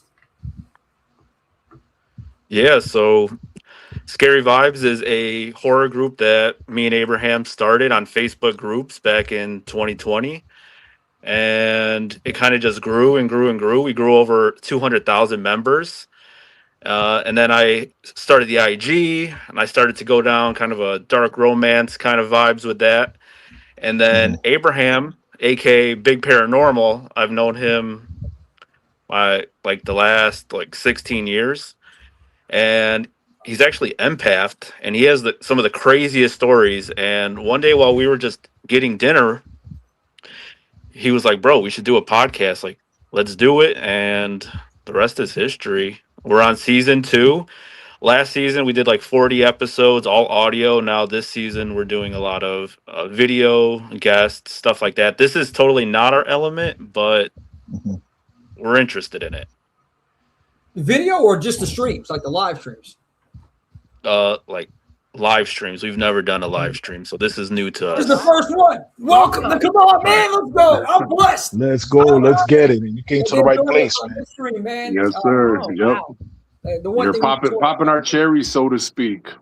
But yeah, definitely. Thank you so much for inviting us on, man. I mean, we've seen your guys' some of the stuff that you've been posting up there. We're definitely honored to be here tonight. Thrilled, honestly, to tell you the truth. Like Michael said, we're kind of new to this world, so we're actually really happy, that you guys asked us to be a part of this, and honored to be here amongst people who are just as enthusiastic, if not more enthusiastic, about the whole horror genre, right? So, like Mike said, I'm an empath, and I don't know if you guys know too much about what that is. No, explain that a little more. So a person that is empathic is kind of susceptible to other people's energies. It could be you could pick up on people's energies from their bodies, or you can pick up on energy atmospheric, depending on how in tuned you are. You could be picking up on stuff that's happening across the world. It's still I feel like it's kind of a fairly new concept, right? That they're just, even science is starting to acknowledge it. I've been noticing that they're actually adding little empathic storylines onto medical dramas and things of that nature. But I started, I found out that I was an empath probably in my early 20s, when I was a bouncer at, I used to bounce at nightclubs. And I started to find that there were certain individuals that I started to get anxiety around. Now, being in that type of atmosphere, you're exposed to a lot of different personality types, right? And there were certain situations that I found myself in where, without even speaking to individuals, I started to feel like there were just kind of warning signs that were going off in my head, like just feeling tons and tons of anxiety around specific people. And, through a series of events, next thing I know, these people either had weapons on them or, just were generally just up to no good, and then there was just weird things. I just kind of be standing in the crowd. I don't know if Michael told you, but we're, like Chicago and Chicagoland based. So I used to work. I didn't know that. Oh, dude, I can imagine. Chicago's rough town. There's a lot of energy there. Gangland. Right. And so, I used to work the nightlife. I was working in and out of the clubs, and we have a crime element here, I should say, right? At least we did back in like the mid to early 2000s when I was working in those clubs. And so there was just a lot of times where I was faced with, some crazy situations, and be it with like actual physical people, physical threats, or metaphysical threats, right? Like with the supernatural. There's this really famous nightclub, like a building here in Chicago. It used to be called Excalibur. And Excalibur is now, some developers from Las Vegas ended up buying it, and now it's called Tau. Tau, the building, yeah. Like that. Have you? Yeah. So have you guys heard about that? Yeah, they had. Yeah, I have. In New York City, I think. Right. So, I worked there when it was called Excalibur, and I would work the first Fridays there. The first Friday of every single month, they would have these gigantic parties. I mean, it was huge. The building itself is absolutely gorgeous. It's like that Gothic architecture. And the building itself is actually from one of the only buildings in the city of Chicago to survive the Great Chicago Fire. Oh, shit. Wow. Oh, wow. Yeah. So I mean, the building itself, it looks awesome, right? The building is absolutely beautiful. Inside, it's gorgeous too, And so what ended up happening was I was working late one night, summer night, was after closing, and one of my duties was to make sure that the building was clear of all patrons after, it closed down. And so I go and I am walking down to the downstairs bar. Now, mind you, this area was rumored to be used as a makeshift morgue during the Chicago fire. And then again, when there was a huge, horrible accident that ended up happening with the Chicago River, there was a ship that capsized and a bunch of people had ended up drowning. right? So they ended up using the basement of this building as like a makeshift That's morgue. wild. Holy shit! Yeah. Yeah. Wow. So so what ends up happening is I go downstairs, I got my flashlight, you know, I'm checking behind, you know, all the tables, chairs, everything. I go into the bathrooms, checking everything out, and automatically like the hair on the back of my neck stands up. And I'm just like, what the hell? Like something just doesn't feel right. Dude, So I I'm go getting to check the shivers back. just listening to you. I'll continue. I'm listening. Yeah. I'm getting chills down my spine. Yeah. Listening to you. Yeah, me too. Wow. So I walk into the men's restroom, and I go into the last, you know, I'm checking all the stalls. I make it to the last stall. As soon as I open up the last stall, I just feel this gust of cold air. It's freezing cold. And it was cold to the point to where you could actually see your breath type stuff. And so automatically I'm like, okay, of course your brain starts to kind of try to rationalize that kind of stuff, right? So I walk out, I start heading back up the stairs, and as I'm walking up the stairs, I start to hear voices chattering. So I'm like, the hell? I turn around and I look, and of course I do that classic thing that people do in a horror movie, right? Hello? Yeah. Right? So I walk down the stairs and I kind of look around and I start checking on, you know, behind all the tables, moving furniture around and everything. Go check the bathrooms again. Everything is good, right? So then I end up walking back up the stairs. I start hearing the voices chattering again. And so I stop midway and I kind of lean over the railing and I'm looking, just kind of staying quiet, listening. Okay, so I'm like, what the hell? So I turn to go walk back down the stairs, and I get shoved from behind. I fall down these stairs. I catch myself on the railing halfway down. Now, I'm a big guy, so if I tumble, I'm going to fall down hard, right? Yeah. So I catch myself on the railing, and I just take off running up the stairs. I'm pissed off because I'm thinking that somebody tried to hurt me. Yeah, they try to do you dirty, yeah. Exactly. So I run up the stairs, I turn the corner, and I see a bunch of my bouncer buddies sitting at the main bar. So I'm angry, right? I'm thinking somebody's playing a practical joke on me. I yell and I scream and I'm cursing these guys out and, you know, telling them, what's wrong with you guys? I could have been seriously hurt. Yeah. You can't be joking like this. So they're sitting there looking at me like, dude, what the hell's your problem? Right? What's the matter with you? Yeah. And so I tell them, I'm like, which one of you guys, which one of you jokers, because I don't want to curse, right? Yeah. But I tell them, I'm like, which one of you guys did it? Which one of you guys did it? And they're like, bro, nobody pushed you. What happened? So I tell them everything that happened. So they all start cracking up, which makes me even more angry. Yeah, I'm so funny. I almost got hurt. All right, I'm over here thinking that I'm the butt of the joke, right? Yeah.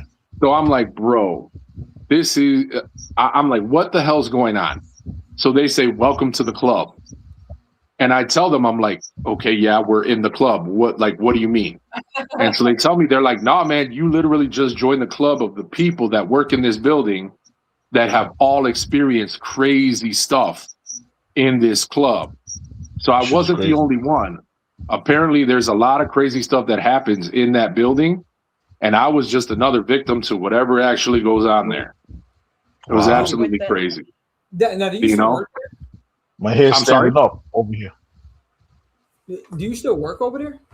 No, man. It's actually, I've been retired from that line of work for going on probably 13, 14 years now. Yeah, man. I don't still work there. There's people, you know, in paranormal forums that, you know, that'll still write that they've had experiences there. In my time there, I've experienced some pretty crazy things. You know, you see a lot of things, people, you know, turning corners, walking upstairs. One big problem that they had in that building was there were glasses that would just fly off the bar. across the room and just slam into walls, just shatter. You know, so I mean, I'd be there posted up during a club night, and people would come up to me and tell me, "Hey, something just threw my drink across the room," and they're looking to me to give them a refund. I don't know. Be pissed. Oh, my Jack and Ginger just went flying, bro. Right. Like, that's But on the yeah, man. ghost tab, not me. So yeah, the paranormal stuff has just kind of followed me throughout my life ever since I was a little kid, you know. Lucky for me, I was able to find, you know, Mr. Scary Vibes over here. We actually met up, like he said, about like 15, 16 years ago. We used to work at a very well-known auto parts store. Ghost refund. What's that? No, one of the listeners, one of the viewers put ghost refund. He wants a ghost refund for the drink. Yeah. Right. If only you could get your money back for that.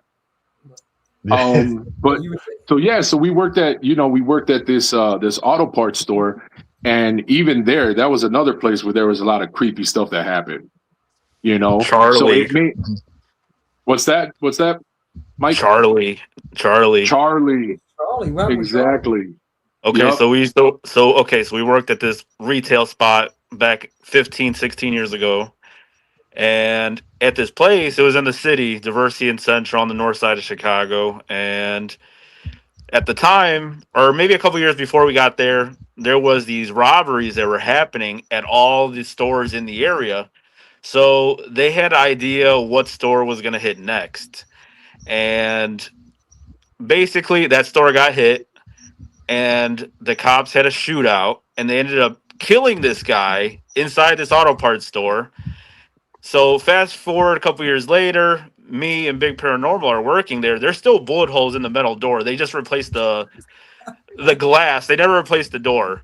And I remember we used to be like standing on the front counters at like 8, 9 o'clock at night, and we would just, in the corner of our eye, we would just see something just running by, like in the back aisles, and we'd be like, "You saw that?" And he'd be like, "I didn't want to say shit, but I saw that." Mm-hmm. And I remember he had this app, and I mean, this is like when apps were brand new. They weren't like the way they are now, but he had this app, and he's like, "Hey, Mike, this app says, you know, we could like detect ghosts and shit." And I remember every time we'd be by the registers, we'd be counting the registers. He'd be like, "Bro, it says he's like right behind us." I'd be like, "This motherfucker's still trying to rob the store after he got shot." Bro. Yeah, Joe he says it sounds like the opening of Child's Play. I was just thinking that. It's like Charles Lee Ray, man. He just got killed in an auto part. He got killed in the auto part store? That's where he got killed. Yeah. Inside the story, Charlie. Man, poor guy. You know what? If you actually look it up, it happened back in 2013. 2013, there was two gentlemen that tried to rob that store, and they didn't make it very far. Let me tell you, they tried to. I guess their idea was to do like they do in the movies, and like while one of them shoots, the other one kind of runs, and that didn't happen. As soon as he started shooting at the police, they lit him up. You know, and from what I was told, the guy like got shot up and then he fell backwards onto like a motor oil display. Yeah, oil went everywhere. He just kind of bled out right there and he passed away. So there was a lot of weird stuff that was happening at that store where like Mike said, there was, we'd see things out of the corner of our eye. We would see people walking after closing. We would see people walking through the aisles. Things would get knocked off of the shelves often. We would have, come on, you have a box of brake pads. That's got some weight. It's pretty heavy. Yeah, it got some weight to it. That's got some weight to it. Oh, man, so those things were getting knocked off of the shelves, There was one time where I was actually doing inventory. So I'm standing in one of the aisles. I'm just counting things. I think it was in the fuse aisle, and I'm just counting these packages and I'm writing them down on my, my little pad. And then I felt somebody come up behind me and grab me by my elbow. And so I'm thinking it's my manager. So I turned to talk to him, and there's nobody there. I mean, it freaked me the hell out, man. It's absolutely crazy. This guy's coming back. Charlie's coming back. He's going to be doing some Ade Due Dembala right there, man. Yo, everybody, don't get your car maintenance there. Wherever it's at, your transmission's fucked. That's it. Charlie's doing that. That's it. Exactly. Exactly. Yeah, that's crazy.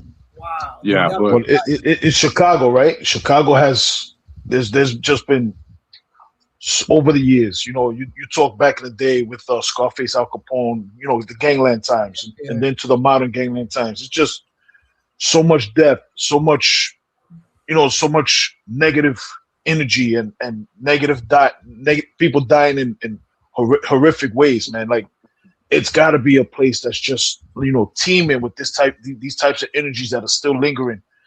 I believe in that. I believe in that stuff. I because I'm here in New York, in Brooklyn. We kind of grew up kind of dealing with some of this, not like that, but we've experienced things growing up. So I do believe in it. I believe in these things. But when you just have that concentration of these energies, being transferred like that, I believe it 100%. Like, it's crazy. That's like a hub. That's like a hub for that type of activity. Yeah.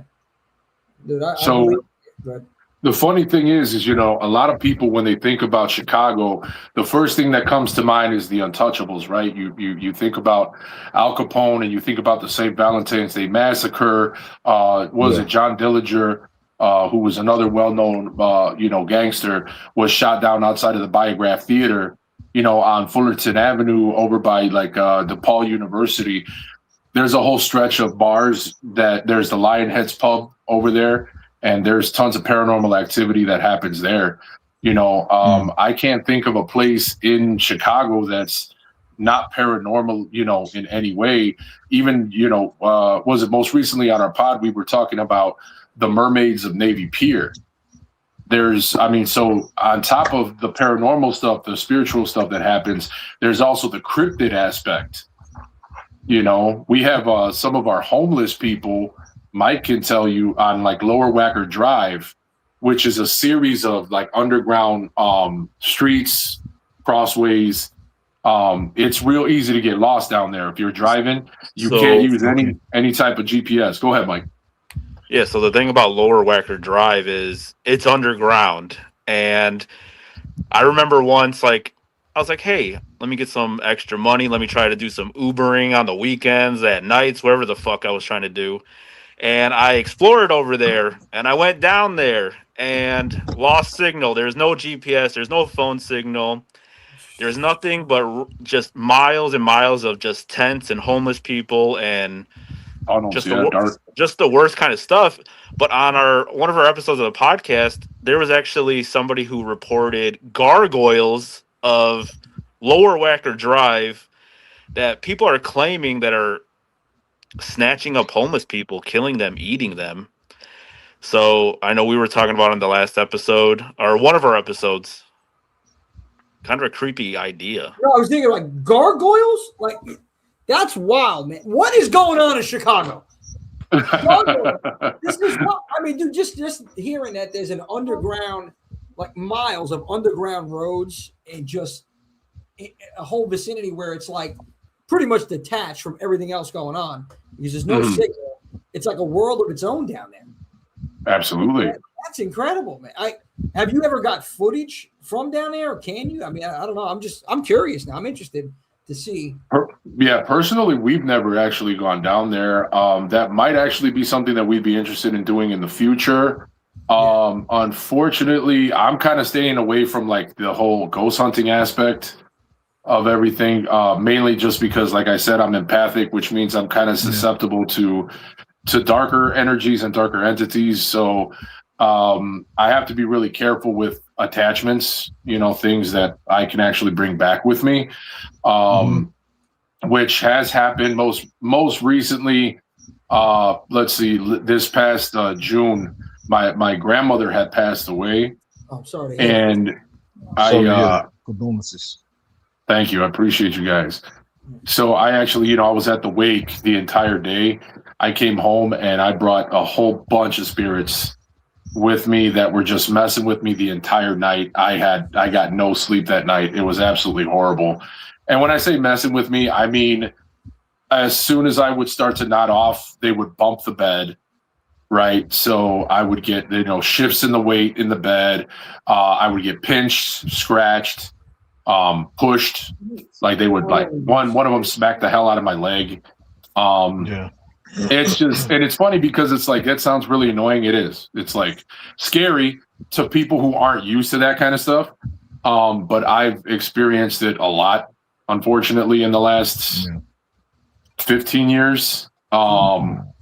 But so I'm kind of staying away from the whole like ghost hunting aspect of it. I would love to eventually, Have you ever had like any positive energies around you, or is it just the negative ones that you feel? I have had some positive, unfortunately, to report that there has been a lot less positive instances, than the actual negative ones, but I have had some positive interactions with spirits.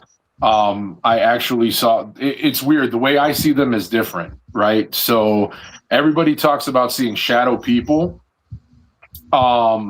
which I've seen multiple times, but I've actually seen some good ones too. And, people in I would say like on TV, like how they're represented in TV and in movies is you always see like this bright glowing, humanoid form or of some sort. But for me, it actually is very different. I see them as I don't know. I mean, we have fireflies here. Do you guys have those in your neck of the woods? Yeah. In the summer. Yeah. In the summertime, we get those. We get those. Okay.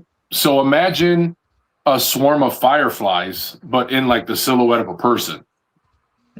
So literally just like bright lights that in little sections that light up, they'll light up and then fade away.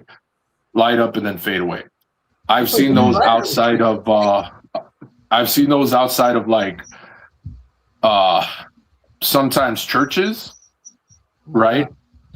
I've seen those outside of a couple of botanicas, which are, if you're of the Hispanic community, a botanica is like kind of like a shop that anybody who practices witchcraft or, if you're a curandero, which is like a white witch, somebody who, uses their, I don't want to say powers, but their magic to cleanse people spiritually. I've seen them out there too, but those have been pretty cool. Yeah. I'm fascinated. I'm sorry. Go ahead, Jimmy. No. You go. I'm gonna ramble. Go ahead. All right. Yeah. I'm fascinated with these experiences. What I want to ask both of you guys is, yes, sir.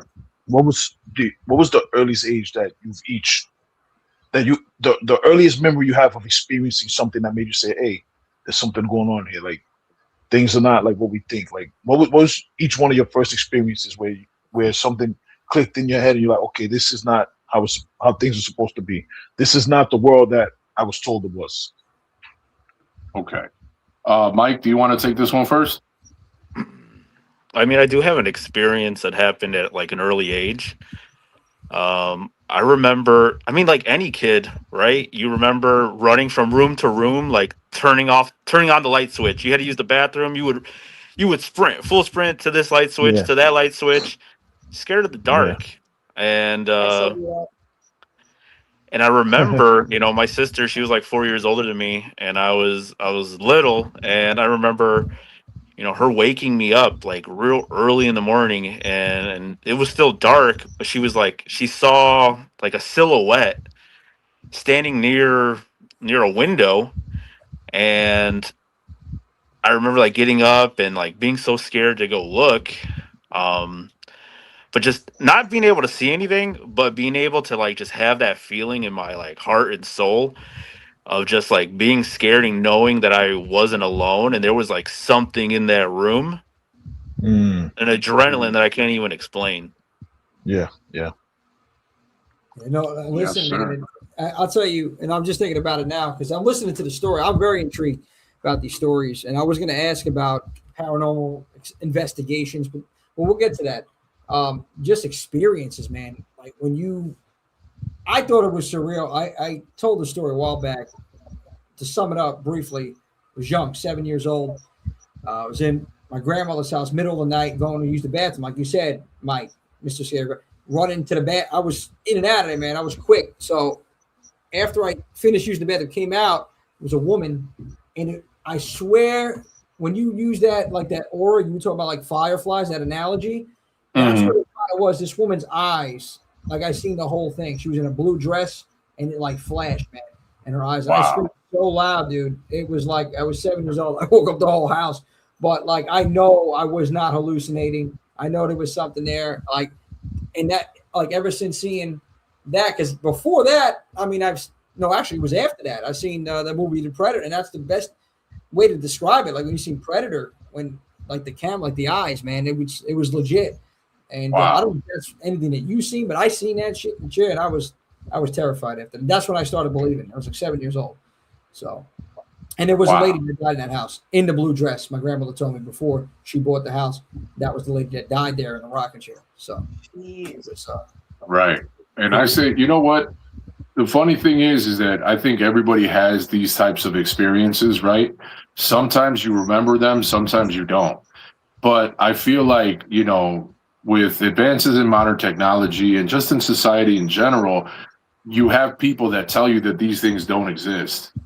So I feel like what you do is it's like it conditions you to kind of cut off that part of your brain that is open to receiving, you know, and seeing these types of, you know, paranormal things.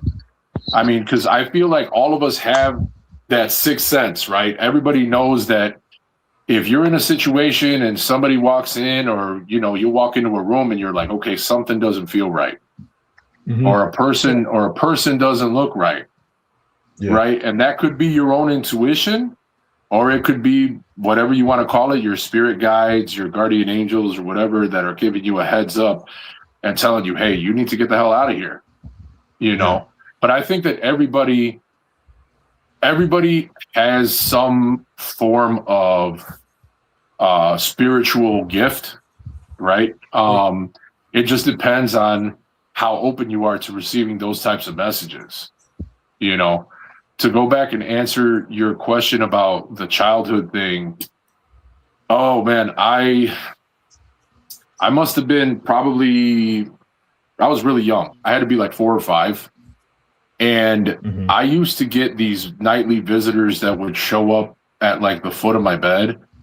And I just remembered seeing multiple faces in the darkness. Sam's getting creeped out. She's listening. I'm listening. Sammy's like, oh no, he's not sleeping tonight. Big paranormal guys. Take some NyQuil. Yeah. So I remember seeing multiple faces in the dark that would just do everything that they could to scare me.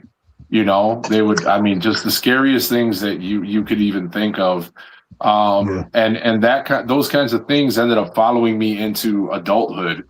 When, you know, I guess this site, or whatever you would call it, you know, kind of gotten, it got a little bit stronger. And then I started to be able to make out features and see what these things look like. And that's why, like, the whole horror thing, the whole horror genre, it appeals to me on a different level, just because it's like seeing the monsters that I used to see all the time, like when I was a kid, and, you know, at night, sometimes they'll pop up here and there. But yeah, these things, they're real creepy, man. So it made sense for us to start the whole scary vibes thing. You know, we're huge fans of the genre. We're huge fans of, I mean, I could tell you stories that you could probably turn into horror movies. I believe it. Shit, what you just said. What you did in the bar. I'm like, this is dude, this is incredible stuff here. And you know, thinking about, and there's people that doubt this. Oh, you guys are hallucinating. They don't believe in it, maybe because they haven't experienced it or whatnot, and that's okay. They can feel that way. You're lucky. Well, you know, and it's funny that you said that, because, you know, Mike will tell you, man, one of the things that I say is, when I tell people that I'm empathic, I tell them, and forgive me for saying this, but I say this shit ain't fun, you know, because you see tons of people that are on social media and they will, listen, to each their own. If you guys want to sit there and you want to say that it's just that, oh, my spirituality, I'm empathic and it's such a beautiful journey. And, they'll say the whole ashe and namaste stuff. And that kind of makes me mad because I'm like, yo, what are you guys doing that I'm not doing? Right? Because I would love that type of I'd love that type of peace, let me tell you.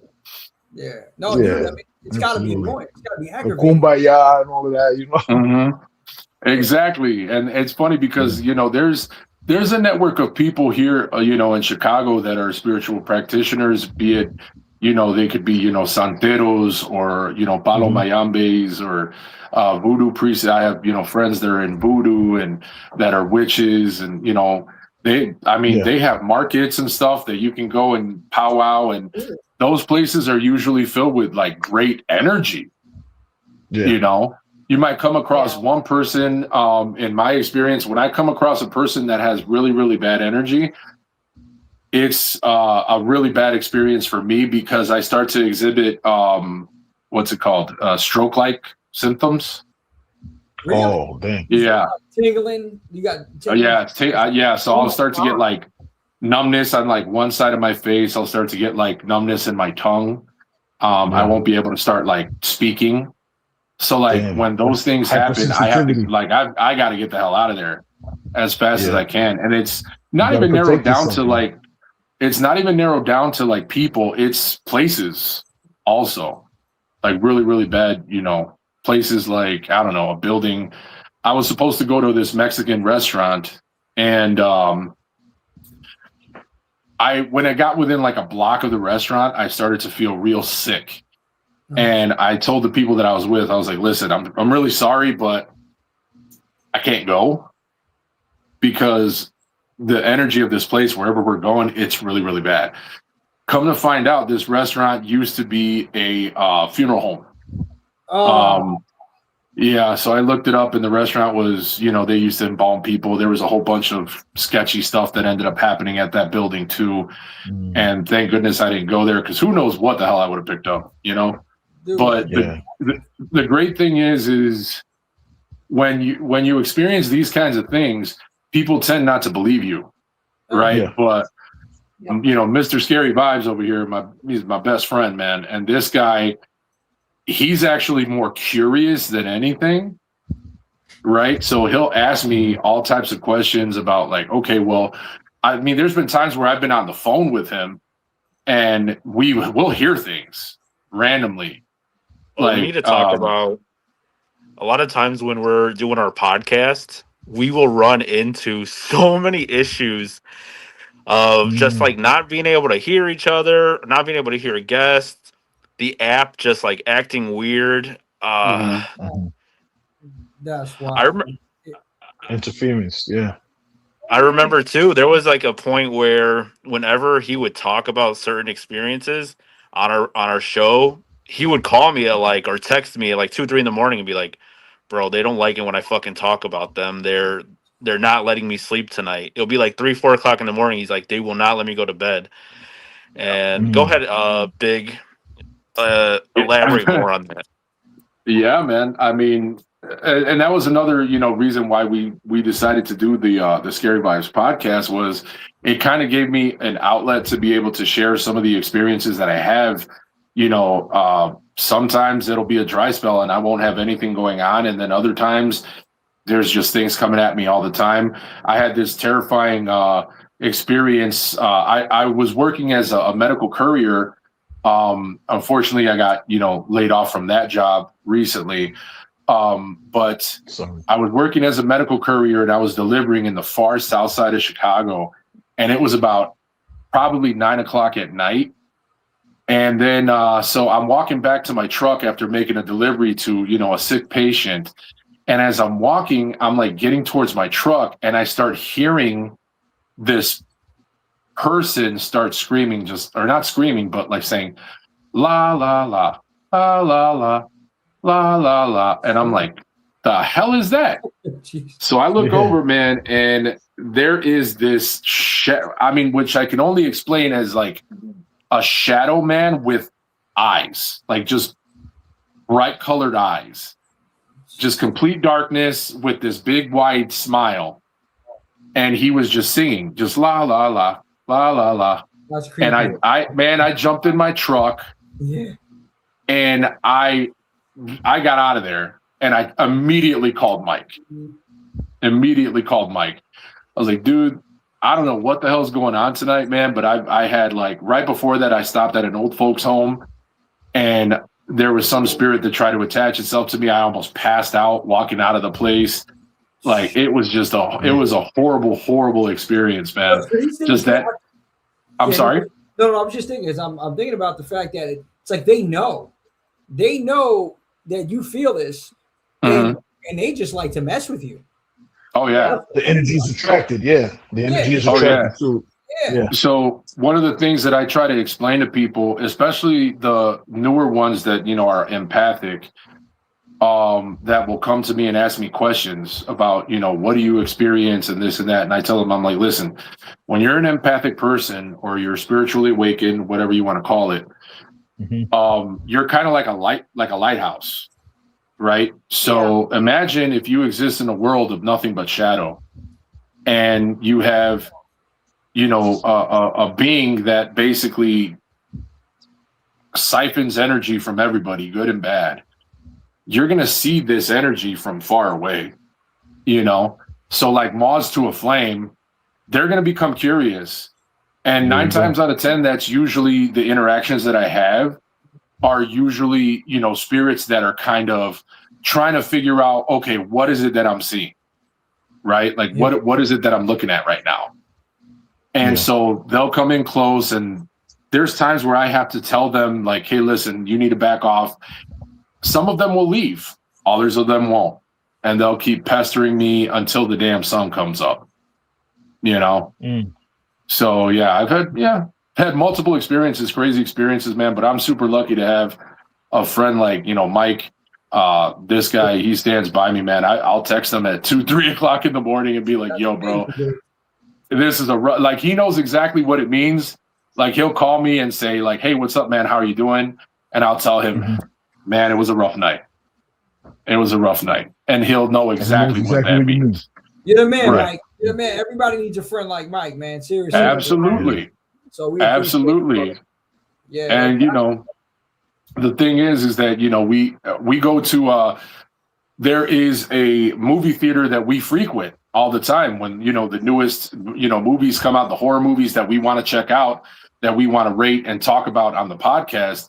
And the last couple times that I've gone there, man, I've just been hit with some nasty stuff. Oh damn. Yeah, has anything ever occurred to you like while you were weird, but like while you were driving in the middle of how did you get through that? Oh, I'd have to say a lot of prayers and a lot of deep breathing. Mike was on the phone with me one time where I was on my way back from real deep into like Southern Illinois. I was like 2-3 hours into Southern Illinois, and I was on my way back. And I forgot what it was, Mike. Do you remember what we were talking about? But no, I remember all the electronics went off in your truck. You were like, the display and everything went black. And we were like, what the hell? And I remember too, we were on the phone and I heard something and I was like, did you say that? And he's like, you were like, you heard that too? And then like a few moments later, you're like, what the fuck is going on with my truck? Like, he's like, I just lost the whole display. Everything went out. Yeah, all the electronics in my truck started to flicker. I drive a Ford F-150, so I have like the big display, the GPS, and that just completely cut out. So I ended up having to pull off, the highway to a rest stop, and I sat there for a few minutes. I could actually feel, whatever presence was trying to mess with me.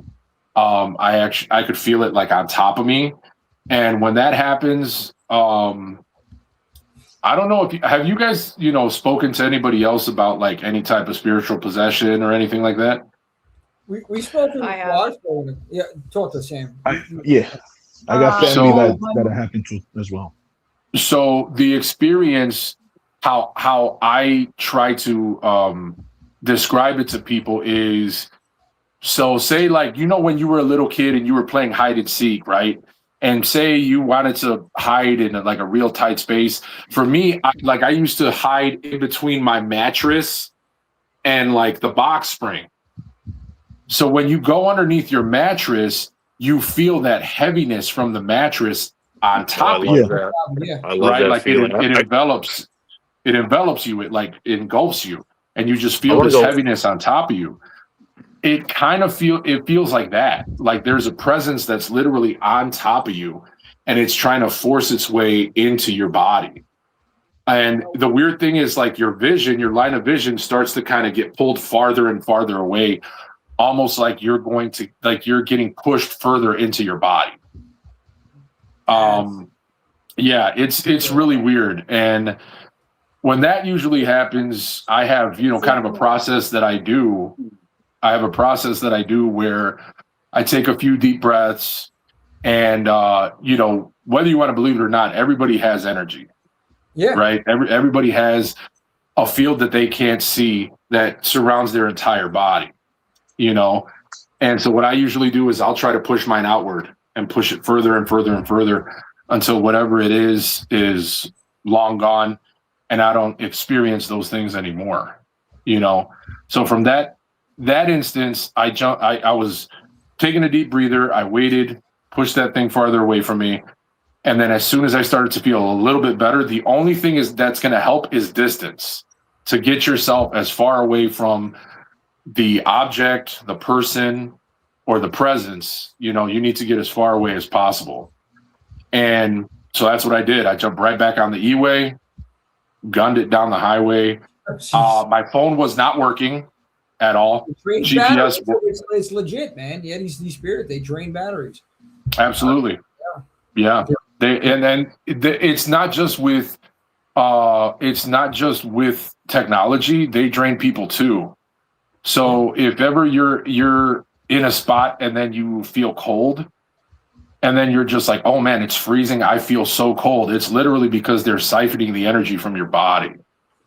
And they usually do that because they want to try to communicate in some type of way. It's weird because I tell people I'm not a psychic at all, right?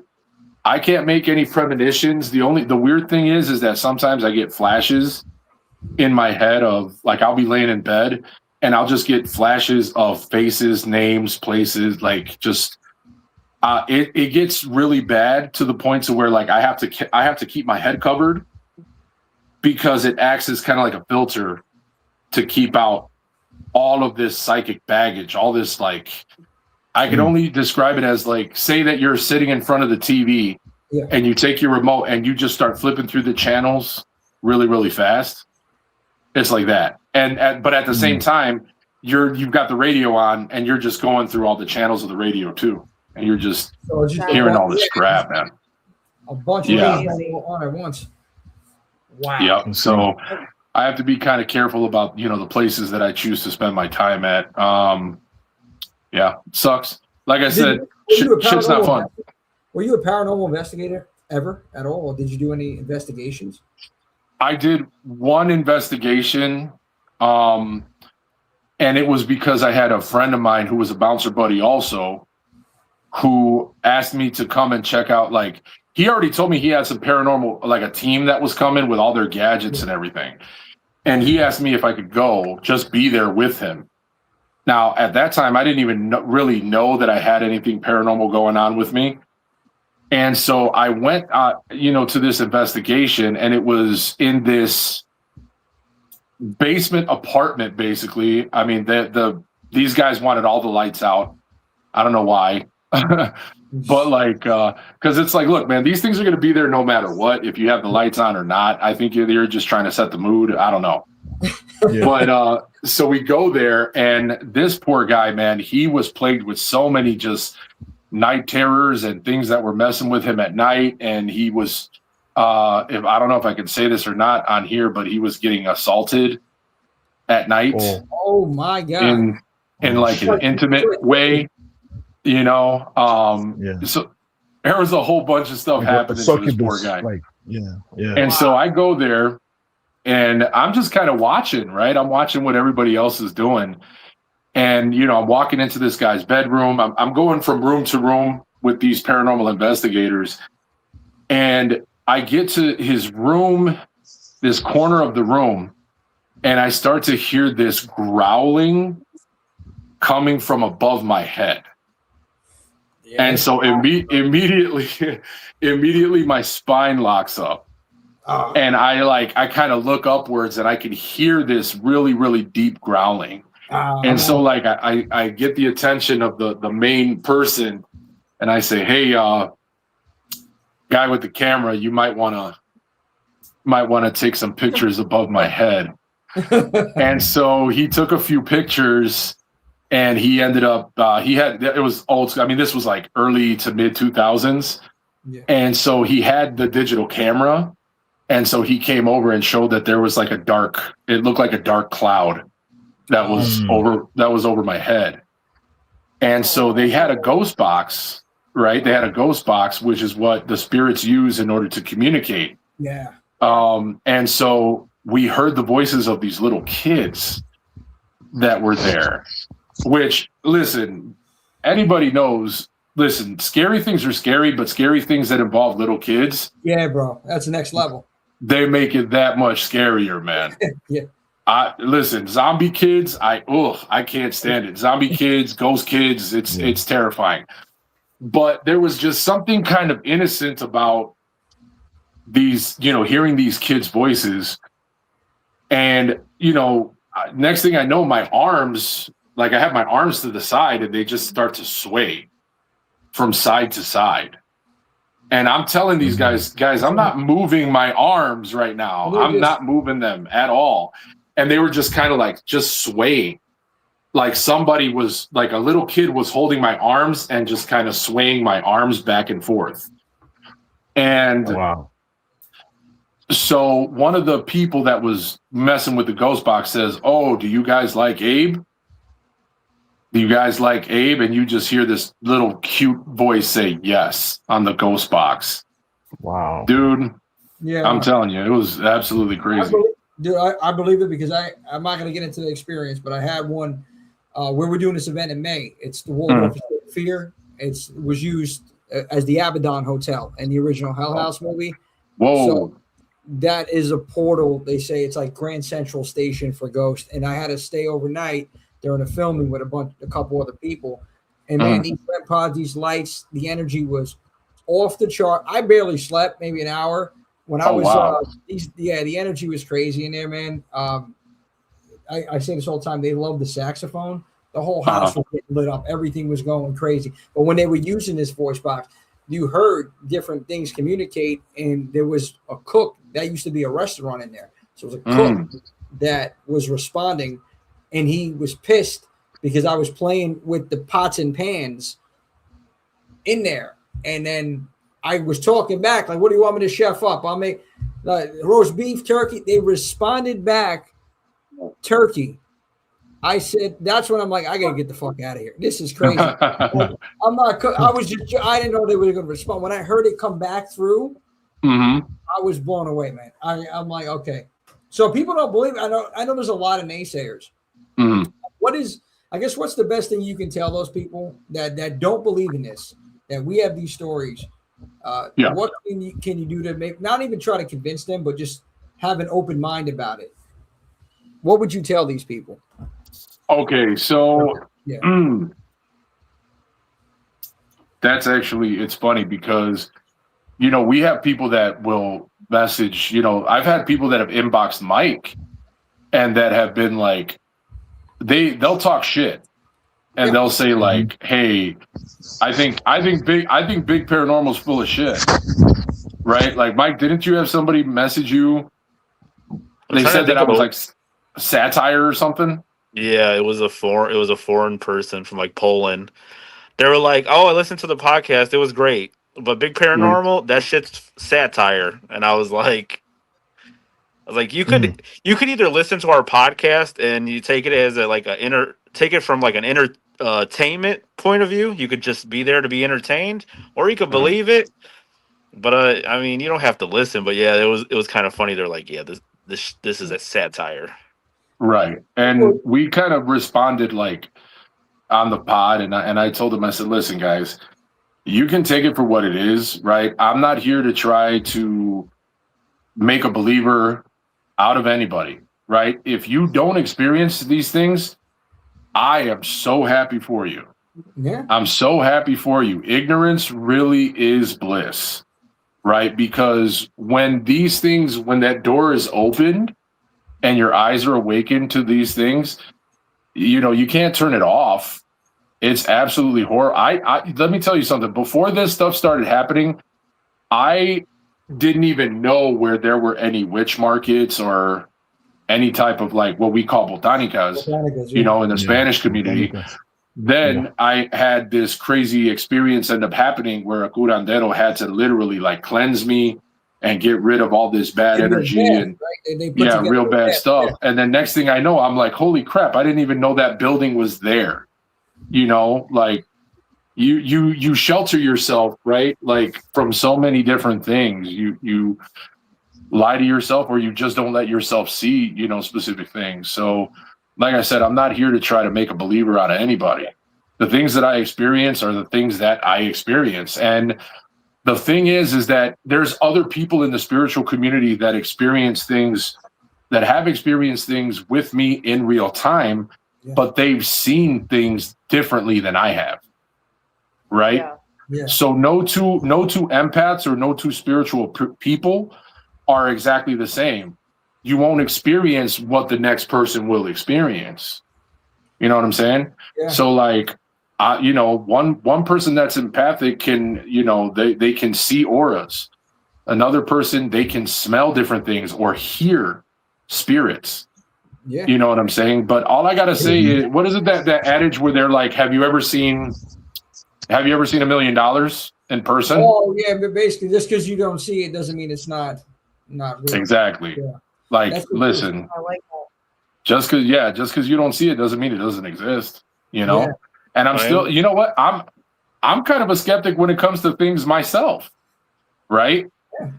I'll be watching different paranormal videos on TikTok or something like that. And, there's times where I'll call out little things and people will send me videos. But then again, I'm looking at it through different eyes, right? Yeah. And I go off of the vibes because technology, the energy comes through technology. There's been times where I was watching documentaries that I've had to turn off because whatever residual energy, whatever got captured in those recordings, it stays there. And so like I was watching, not that I really want to shout this guy out because I can't stand him, but there's this very well-known ghost hunter that did a documentary about the demon house in Indianapolis. Yep. And I watched that documentary and I made it in it about maybe 10 minutes before I had to turn it off because I literally could feel something coming through the TV screen trying to attach itself to me. Get the hell out of here. So yeah, so you got to be real, you got to be careful with those kinds of things. Yeah, like just thinking about that, like that's wild how you can feel the energy through just literally through the screen. Yeah, and get that feel. Wow, I got a question from Yaya. She says, "Do you shake people's hands?" Hold on, Jimmy. Hold on. Before you read this question from Yaya, I gotta let the guys know, Big and Mr. Scary Vibes. Yaya is my cousin. We're born 2 days apart from each other. So these things I'm telling you about my family, yes, sir. We've experienced this together growing up. We're the same age. So this is Yaya. This is my cousin. We're 2 days apart. We're born 2 days apart, and our family that has experienced these things that I was telling you about, she was also there. You know what I mean? So yeah, I just want to preface it by saying that. Okay. She said, "Yeah, do you shake people's hands, or would that be difficult for you?" I do shake people's hands. I try to be as respectful that, that's how I was raised. Yeah. The thing is, again, it goes off of the type of energy that I'm getting from somebody, right? So it'll let me know if there's somebody that I can shake hands with. If there is somebody else who tries to shake my hand, I usually try to avoid it. If it's bad energy, I'll give them like a fist bump or something like that. You know what I'm saying? Or I'll make something up. I'll say like, I'm sick. I can't. I don't want to. Right. I'm sick. I don't want to. I don't want to get you sick. Type thing. But then again, I don't even necessarily have to touch the person to even know what's going on with them. There's this term that some people know that's called mirroring. And mirroring is basically like, say if I'm standing in front of either one of you and you have like, say that you were playing a game of pickup basketball and you ended up falling down and skinning your knee and you feel this pain in your knee, I'll start to feel the pain in my knee. So if you have a headache, I have a headache. But the only thing is that because it'll be like you're standing in front of me, you'll feel it on your right side, which means I'll feel it on my left. That's wild, dude. Wow. Yeah. Yeah. Hypersensitivity. That's crazy.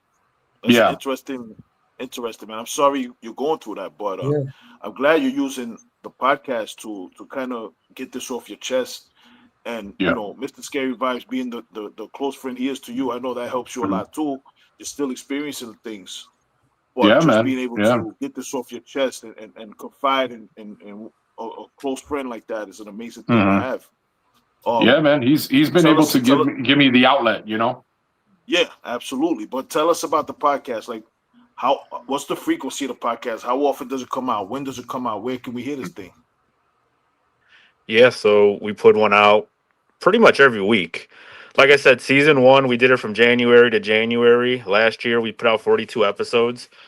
Since the new year, I think we're working on episode 12. But we're on YouTube. We just started doing videos. We're also on Spotify, Amazon. But like I said in the very beginning, Scary Vibes is a horror community that we built. So the Facebook group is always open to anybody that's, just wants to be a part of the community. We're always posting like trivia. People are posting creative stuff like their art, their short stories. So it's just a community, Yeah, Mike, I've known you since I think around when you started. It was online at least on Facebook. I've seen this group for quite some time now, and I know that you guys always share everybody's it's one big community there, and that's what I appreciate. I respect about what you do, and the energy is positive, and that's what I love too. And it's like it works on so many levels. Like for you guys doing this together, number one, big. Just for you, it's therapeutic in a way, right? And it absolutely is very therapeutic, and that's a huge positive in itself. But also, you're bringing the community together too, and that's another positive. And that's what I love about what you guys got going on about this tandem here. So I appreciate that, and that's what we're about here, man. It's about positivity. In every community you have toxicity. You have people that are whatever. It just comes with the territory. But I'm happy to say that, like I was stating earlier today, the horror community, it's something that, in comparison to any community I've been a part of, there's more positive. And it's ironic, right? Horror. And it's more positive, right? And I look at it like, horror heals. Horror brings us together. And this is just incredible, these stories that you guys have. And I do feel for you, though, Big. I really do, man, because it's got to be challenging. Like, it's not something that, like you said, you can turn off. It's something that, in the middle of the night, somebody's messing with you. Something's messing with you. You're in a room, you get invited to a gathering or something, and if the energy's bad, it's like, dude, I can't be here. I'm getting basically sick. Right. Things are happening. That's terrible. Yeah, man. That's why, I really want to, we've toyed with, talking about going to the horror con circuit and stuff like that. Just going and, meeting different people and, going to different paranormal, events that come up. There's one coming up next month. And I just, it's like, there's always that fear, right? Yeah. There's always that fear where it's like, I can't really be in proximity to so many people. I can't do concerts. I had to stop doing the clubs, right? But you know, there are some positives, right? It all just depends on the energy, right? Now, if everybody shows up and everybody's good, right? I mean, I've gone to like there's this thing that they do here in Chicago called Witcherama every month, where a bunch of different spiritual practitioners will do their little like pop-up shops and everything.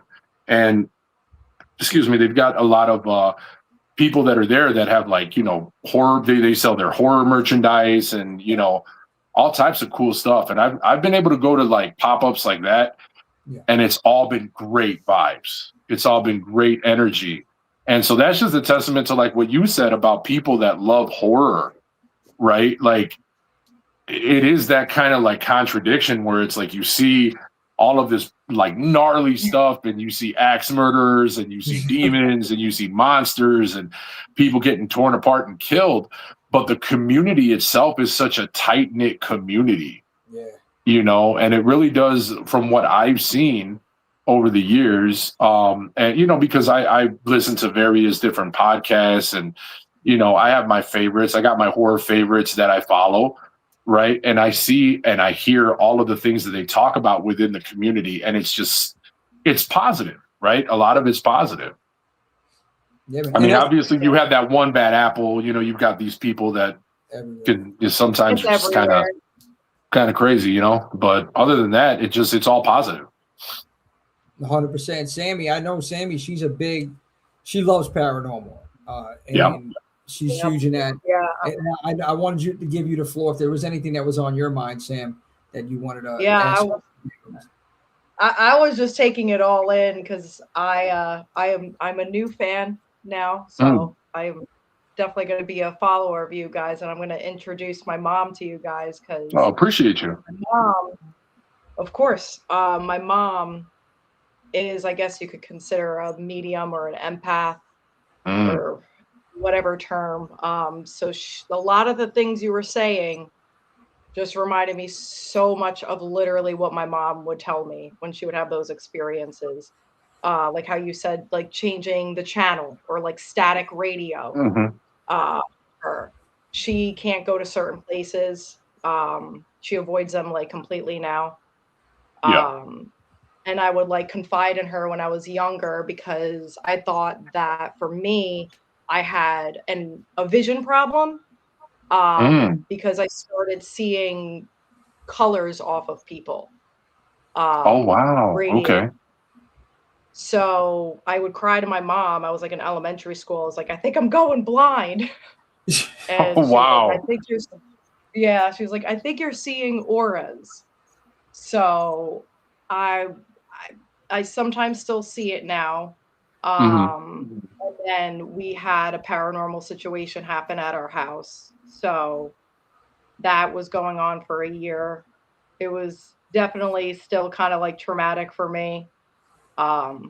We got rid of it, but it still haunts me till this day because I again, like you were saying, unless you've never experienced it before, no matter how much you can explain it, it's not going to really resonate with people because they never understood it firsthand.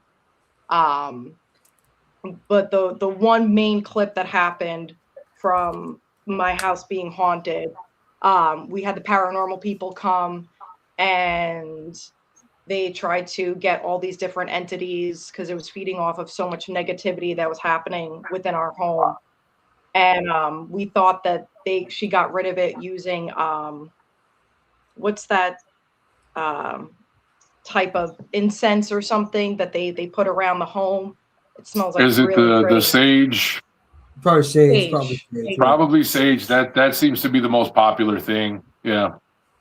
Yeah. So I thought that was going to work. And I'm like, ugh. My sister moved back home with us during this whole situation. And that night she wanted to sleep in the same bed with me because we were both still terrified after everything. And, for whatever reason, I woke up abruptly at 3:00 in the morning, like wide awake. And I turn over to see my sister. I'm like, oh, good, she's asleep. And literally, this is the room I'm in right now. My door is closed, and I hear a little girl saying, help, like as an echo. and it's getting louder and louder up until the point it's banging on my bedroom door, like shaking it convulsively. And my sister gets up and she's like, we got to go figure it out. I'm like bawling my eyes out. As much as I love horror, when it comes to actual physical experiences like that, I'm just terrified. And I was like, no, we can't leave. So we try to call our roommate next door, Nick, and we called him multiple times, like, go check on mom and dad, go check on them. The following morning, eventually finally go back to sleep. I don't know how. I think I blocked that memory out. I was like, good job for protecting us. You D-bag, like you weren't there. We go through his cell phone, and I think I must have called him a dozen times. There was no text message, no phone call ever went through for him. He heard nothing.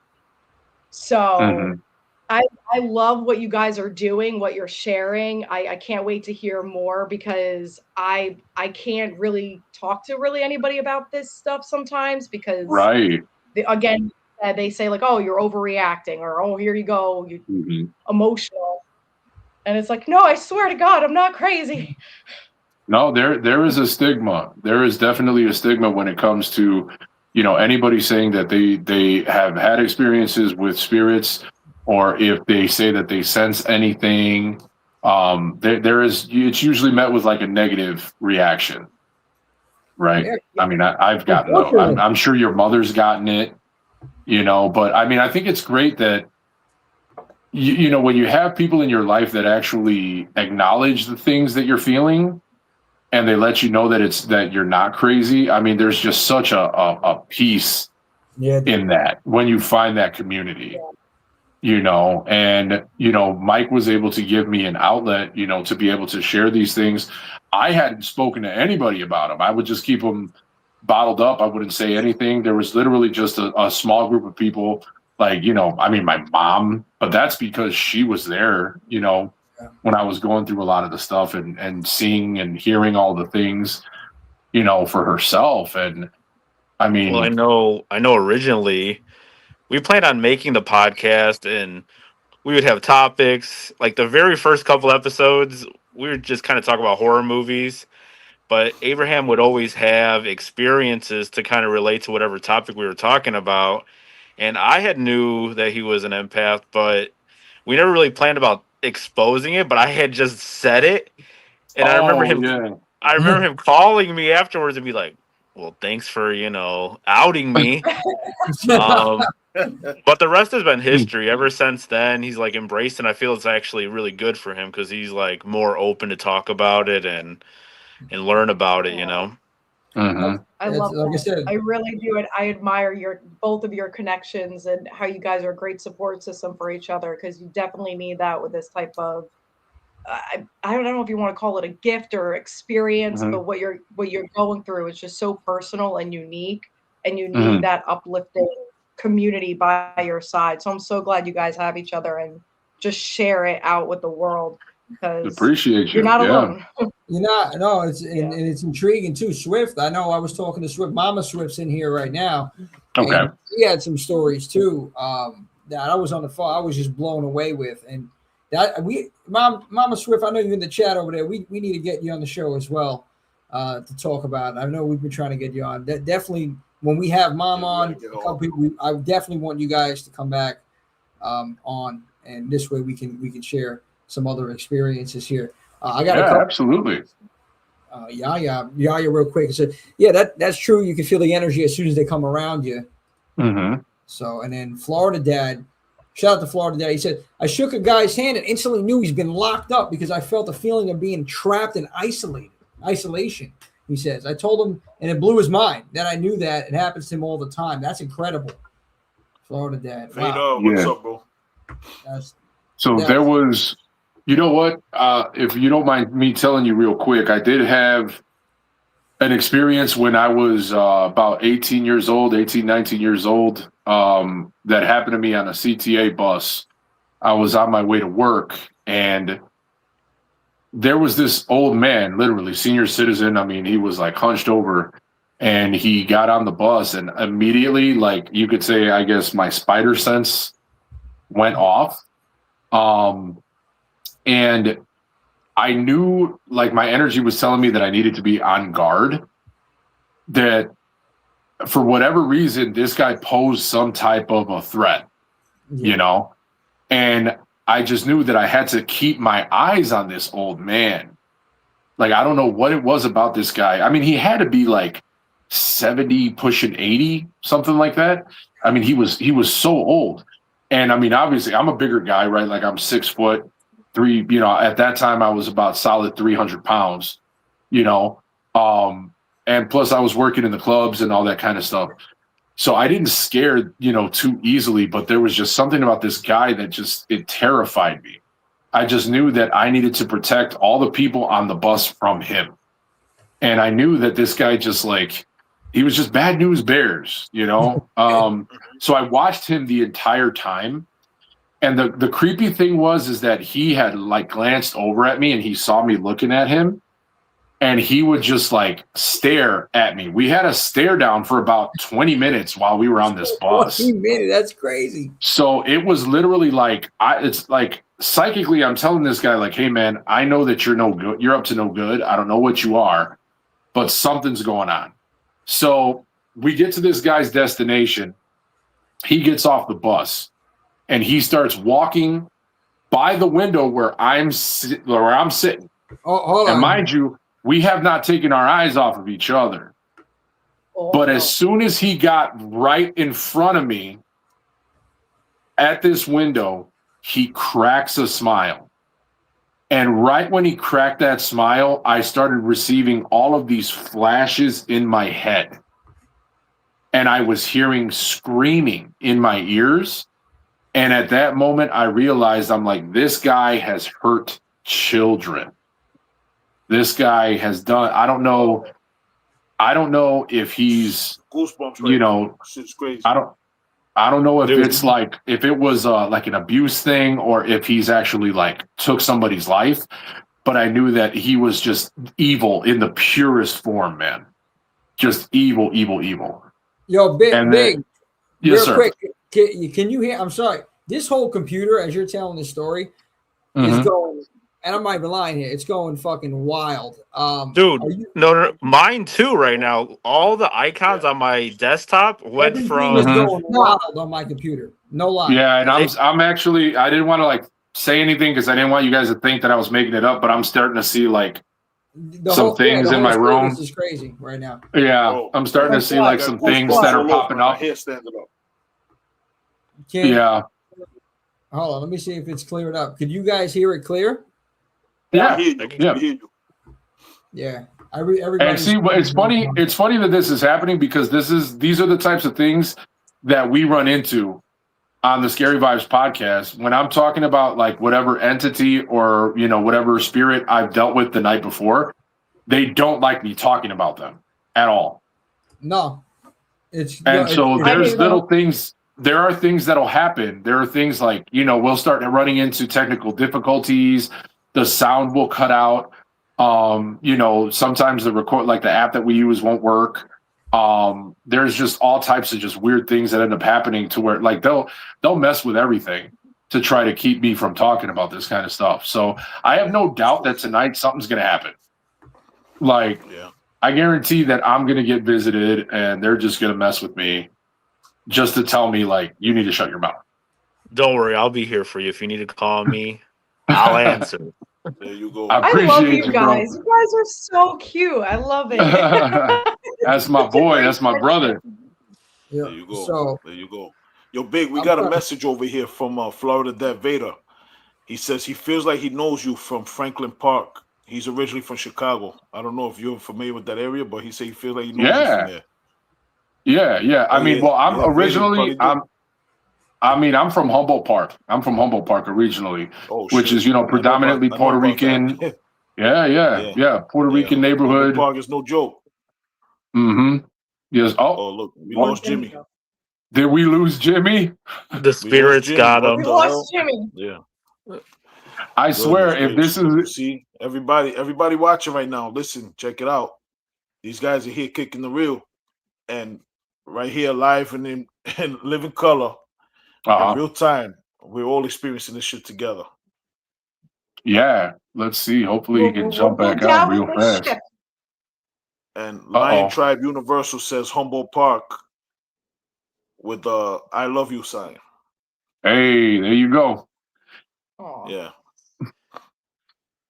I think they're throwing up that I love you sign for different reasons, though, man. Yeah, yeah. Yep, Yeah, because Chicago, you know, like the one thing that a lot of people, you know, they don't really mention is that organized crime, you know, the birthplace of organized crime was in Chicago. Absolutely. Like the original crime syndicate was here in Chicago. Sir, you're back. They call it the motherland. Yeah. Man, this thing is crazy, guys. No lie. Mm-hmm. The whole service, my whole screen was going wild. Log me off, log back in. What did I miss? All I heard was birthplace of organized crime. Yeah. The motherland of organized crime. Also, Vader says he's from Logan Square, if you know what that is.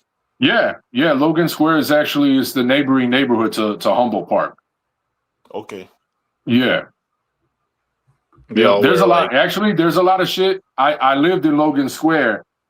I was in an apartment over there off of Fullerton and St. Louis, and there was a lot of crazy shit that happened in that apartment I lived in too. Some like straight up crazy boogeyman, straight out of the closet type shit that happened over there. You know, that place has it's crazy, man. Depending on whatever neighborhood that you're in. Oh, so the one thing that I did want to tell you guys is, if you don't know this, but Chicago was actually home to America's very first serial killer. H.H. Holmes. H.H. Holmes. The devilish one himself. The devil in the White City. The murder castle that he had. The murder castle that he had was in. Oh, there he goes again. Let's do it again. Look at this. Has this ever happened before? Not like this. Not like this. No. No. Okay. Not like this. This is fucking crazy, man. Like, it may have happened once before. Like, I had some pretty sketchy Johnny Horror, what's up? As soon as you were talking about, as soon as you were telling this story about the guy on the bus, everything just the old man, the viejo. Yeah. And I didn't even get to hear it. Like, I wanted to hear. All I heard was a stare down. Yeah. So, your camera was kind of getting frozen there for a little bit. Glitching. You're glitching. A little. So basically, what I had said was, when I saw this man, he turned. When he got to my window, he turned and he cracked a smile at me. And right at that moment, I started to get these flashes in my head of just hearing screams. You know, I was hearing screams and seeing blood and little hands and little feet. And like at that moment, I knew that he hurt whatever he did. He was hurting kids, you know, but it was so weird how this guy, it's like he knew that I knew. And I could feel that energy piercing straight through the window, man. It was a horrifying experience. And I got to tell you, once that bus started driving off, I was breathing a sigh of relief, because that guy, I wanted to run 1,000 miles away, get on an island somewhere, because when you get exposed to evil like that, man, it stays with you.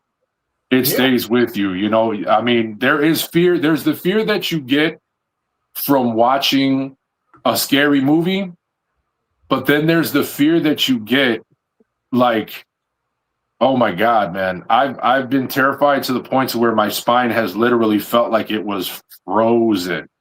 Like I've had just ice running up my back, you know. Wow. That's insane, man. Yeah, I mean, it's so creepy though, man. Like the fact that the guy knew that you knew, and he was just smirking, and he's just like, wow. And he wasn't scared. That was the whole thing. This dude was 80 years old, and he was not afraid at all. Yeah.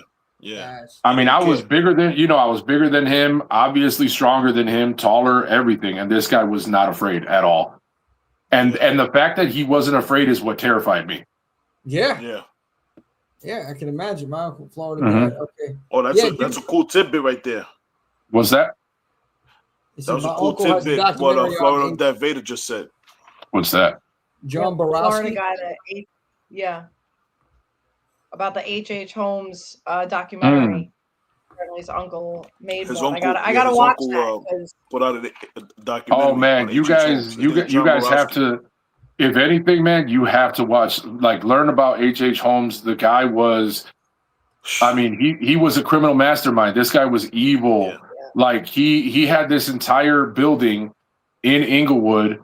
It was a hotel at the time, and he had set it up to where they call it the murder castle, right? Because basically what he would do is he had the vents lined with like these pipes that he would pump gas into, so the guests would be knocked out, and then he would go in there and he'd grab them, and then he had these secret passageways that were just built throughout the entire place with these chutes that would go right into the basement. And then he would basically throw them down into the basement, and then it was his torture dungeon down there. And the way that this guy would make his money, right? I apologize. He's gone. He kept building. He kept making the castle like bigger. He was changing the crews. He kept changing the crews. Yeah, like he kept changing the crews, but that was because he was kind of a shyster. And once the construction was done and the people were trying to get paid, he would get rid of them. He would just get rid of them, and then he would bring new crews in to do, to finish whatever else. But the way that this guy would get paid, like the way that he would make his living, is that he would kill these people, and then he would sell their skeletons to medical colleges. This guy, man, I'm telling you, he was evil. Could you imagine being in like a college class, like even now, not knowing if maybe that that skeleton was part of history like that? Because you don't know. I mean, that is just bizarre. The very first psychopath killer. That's bizarre. That's scary. Yeah. I don't know. Mike might actually say that he was okay. And because my dad's a historian, so he watches constant videos of pieces of history, and he let me watch. I watched one with him, and I was like, "Nope, I'm done. This is too messed up." Like the fact that somebody was able to do all of that. And it just seemed like no remorse. No, it was just how he lived. Bizarre. Yeah. The funny thing is, Mike would definitely play devil's advocate to H.H. Holmes. Really? He's that guy. Mike is definitely that guy. No. H.H. Holmes was pretty crazy, but yeah, sometimes I try to find the silver lining and root for the bad guy, but not H.H. Holmes. That guy he's one of the worst. Yeah, you got H.H. Holmes. You got wow, the guy's name escapes me right now. I know the guy's name. Oh shit. So we looks like H.H. Holmes too. He had say it again. We had a couple. We actually had a couple. Chicago land, serial killers, right? So like just outside of Chicago, like John Wayne Gacy. John Wayne Gacy, the killer clown. I mean, he was in. Was it Wilmette? Something like that. I mean, he was just outside of Chicago. I know that what's his name, Jeffrey Dahmer, before he had moved over to Milwaukee, like he was in a suburb of Chicago also. So like, I mean, Chicago in itself has just it's got a dark history. There's some dark energy here. We have a beautiful skyline. We have beautiful architecture here. If you're ever here, I would, tell people to take like a riverboat cruise just so that you could see the beautiful architecture of the, the buildings and everything downtown. Even if you're a Chicagoan, I would say to do the same thing. We've got some beautiful, sites over here, but there's no denying that there's a darkness about Chicago, like you had said earlier, the whole thing about, St. Valentine's Day Massacre. I mean, we've had some pretty dark things that have happened in this city. And there's a lot of people that talk smack always, right? They talk smack about Chicago, especially in the news. They talk a lot. But the one thing about Chicagoans is we're very territorial. We're very, very territorial over here. You know, so we like to get each other's backs whenever it comes down to it, you know? So I'm not sure where, you know, I'm new to you guys, and like, so what areas do you come from? Oh, Well, I'm from Brooklyn. you guys are glitching. Jimmy is also from Brooklyn, but he lives now in Pennsylvania. And Sam, tell him where you're from. I'm from Jersey. Sorry, you guys were glitching, so I couldn't really hear you guys. But I'm born and raised in New Jersey. Yeah, she's from Jersey. There's some haunted places in New Jersey. Yeah, Jersey also has a bunch of haunted places. Jersey is known for that. There's actually a publication called Weird New Jersey, where they talk about all these things. You got Jake Brown Road. You got all these types of places in Jersey. Actually, Jimmy just said My parents he's are restarting his in computer. He's Weird like, New this shit is Jersey. crazy. But, Well, he's still not able to jump on. So No. so Jimmy's restarting his computer. It'll take a little minute. We can keep talking about this, but yeah. Oh man, Mike, what do you think, bro? About what? Just what's going on right now. Yeah, this shit is crazy. Similar? Well, I mean, when you were talking about that bus story, all the images on my computer, like my desktop is full of all these photos that I use for the podcast and this and that, and they are all flickering from seeing the actual photo to white, back and forth at the same exact time Jimmy was feeling it and seeing it on his computer. So I mean, that's kind of crazy. I'm not gonna lie. You know, I don't know if I should apologize or what.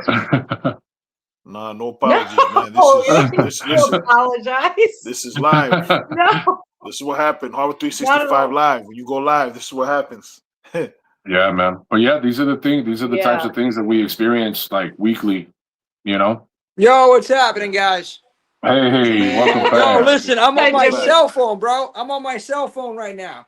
Wow. Yo, the computer's fucked. I don't know what's going on here. And the Wi-Fi is fine because downstairs the missus has TV. She's watching TV over there, so I'm trying to see what the hell. There we go. All right. Yeah, this is crazy. I was trying to listen. I'm like, yo, I don't even know if your computers are doing this. It's just mine. It's off the charts, bro. So yeah, thanks, Big. Thanks, Big. I appreciate this, man. Yo, Big was just saying, I don't know if I should apologize or what. No, listen, you know what? This is the gift that keeps on giving. And we're blessed. Listen, I'm blessed. You know what? F these demonic things that it's going on here. Okay, I got Big's back, and we're not stopping. You can slow me down, baby, but you can't stop me. I'll tell you right now. Listen. I appreciate the enthusiasm. I do, but don't challenge anything. No. I'm not trying to challenge him. I'm telling you, I got the big guy on my side. Okay. All right. You go. That's what I'm talking about. Where's the There you rosary? go. I'm getting the rosary, Big, and Mike. He's getting the rosary. Yeah. There you go, man. Everybody's gonna start clutching their holy Bibles and grabbing their bottles of holy water and all that stuff. Yeah, it was funny that I remember you guys were talking about sage earlier. Yeah. So a common misconception with sage is, I mean, not to say that it doesn't work, because it does on some level, but what a lot of people don't understand is that the sage does not get rid of the spirits, right? The bad spirits, the negative energy. What it does do is it puts it to sleep. Okay. And interesting. So it puts it to sleep, which is fine, right? I mean, you can put it to sleep, but just know that eventually it's going to wake up. And, whatever spiritual attachments that you have, when they wake up and they realize what you did, they're going to be pissed. And so it's going to start up, but it's going to be worse next time. So now it's like you have to continue saging as long every day, or you just don't sage at all, because like you just said, now people are just gonna get them pissed off even more. Right. No, there's other things that you can use. In my house, when it was saging my house, when they first originally came, they stayed for the weekend. this paranormal crew. And like we didn't pay them. They came, you know, willingly. They documented everything. We still have like the reports here somewhere. But we just blocked it out of our memory because we tried to. And after she staged, I felt like she just pissed it off more. And then it went away. After that banging on my bedroom door that made me almost pee my pants as an adult, it went away. But like it wanted to make itself known one last time. Like I'm here kind of. And it was bad. Yeah, It was like probably one of the worst years of my life. I would, see, like I'm starting to see some stuff over here in like the corner of my room. No, not at all. I mean, I'm used to it, but the fact that we're talking about it, like I guarantee it's just not like, I don't know. It's just they're it's not fond of it. Right. It's not fond of it, but fuck. My cat's actually crying right now. Oh boy! No. See, this is not good. And Johnny Horror, the bills are paid, man. Johnny Horror. It's not even the bills. I mean, if it was, I'd be doing it from the phone. But here we go. StreamYard loading up again here. No, the cat's going off the. See, this is what happens. See, this is. I blame myself. They know I'm back, and I said something. I pissed them off. Oh God! See, I shouldn't have said nothing. That's my fault. I'm getting something from Jimmy, honestly. Oh, lovely. Yeah, I'm feeling some This is not good, man. See, I got the rosary. Here we go, baby.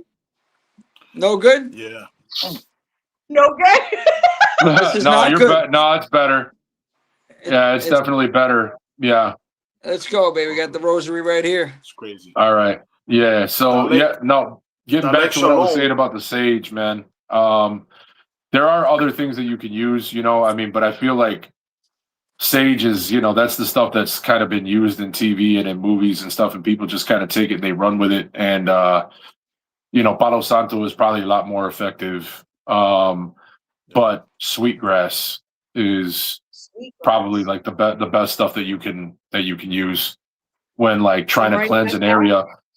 But the one thing absolutely that you're going to want to do, because I mean, the problem is that you have a lot of people that when they're trying to cleanse different spaces, they're going off of, you know, all of the, you know, like I said, the shows and the movies, right? There he goes again.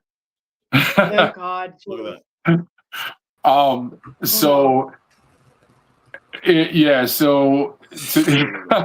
Hey, he's back. We're back on the computer. Oh my goodness. Nice. Back on track. All right. Hey, welcome back, Jermaine. Tony, listen, stop it, man. It's not the spirit of the milk duds. We're not getting into this. We're not doing it. So continue saying.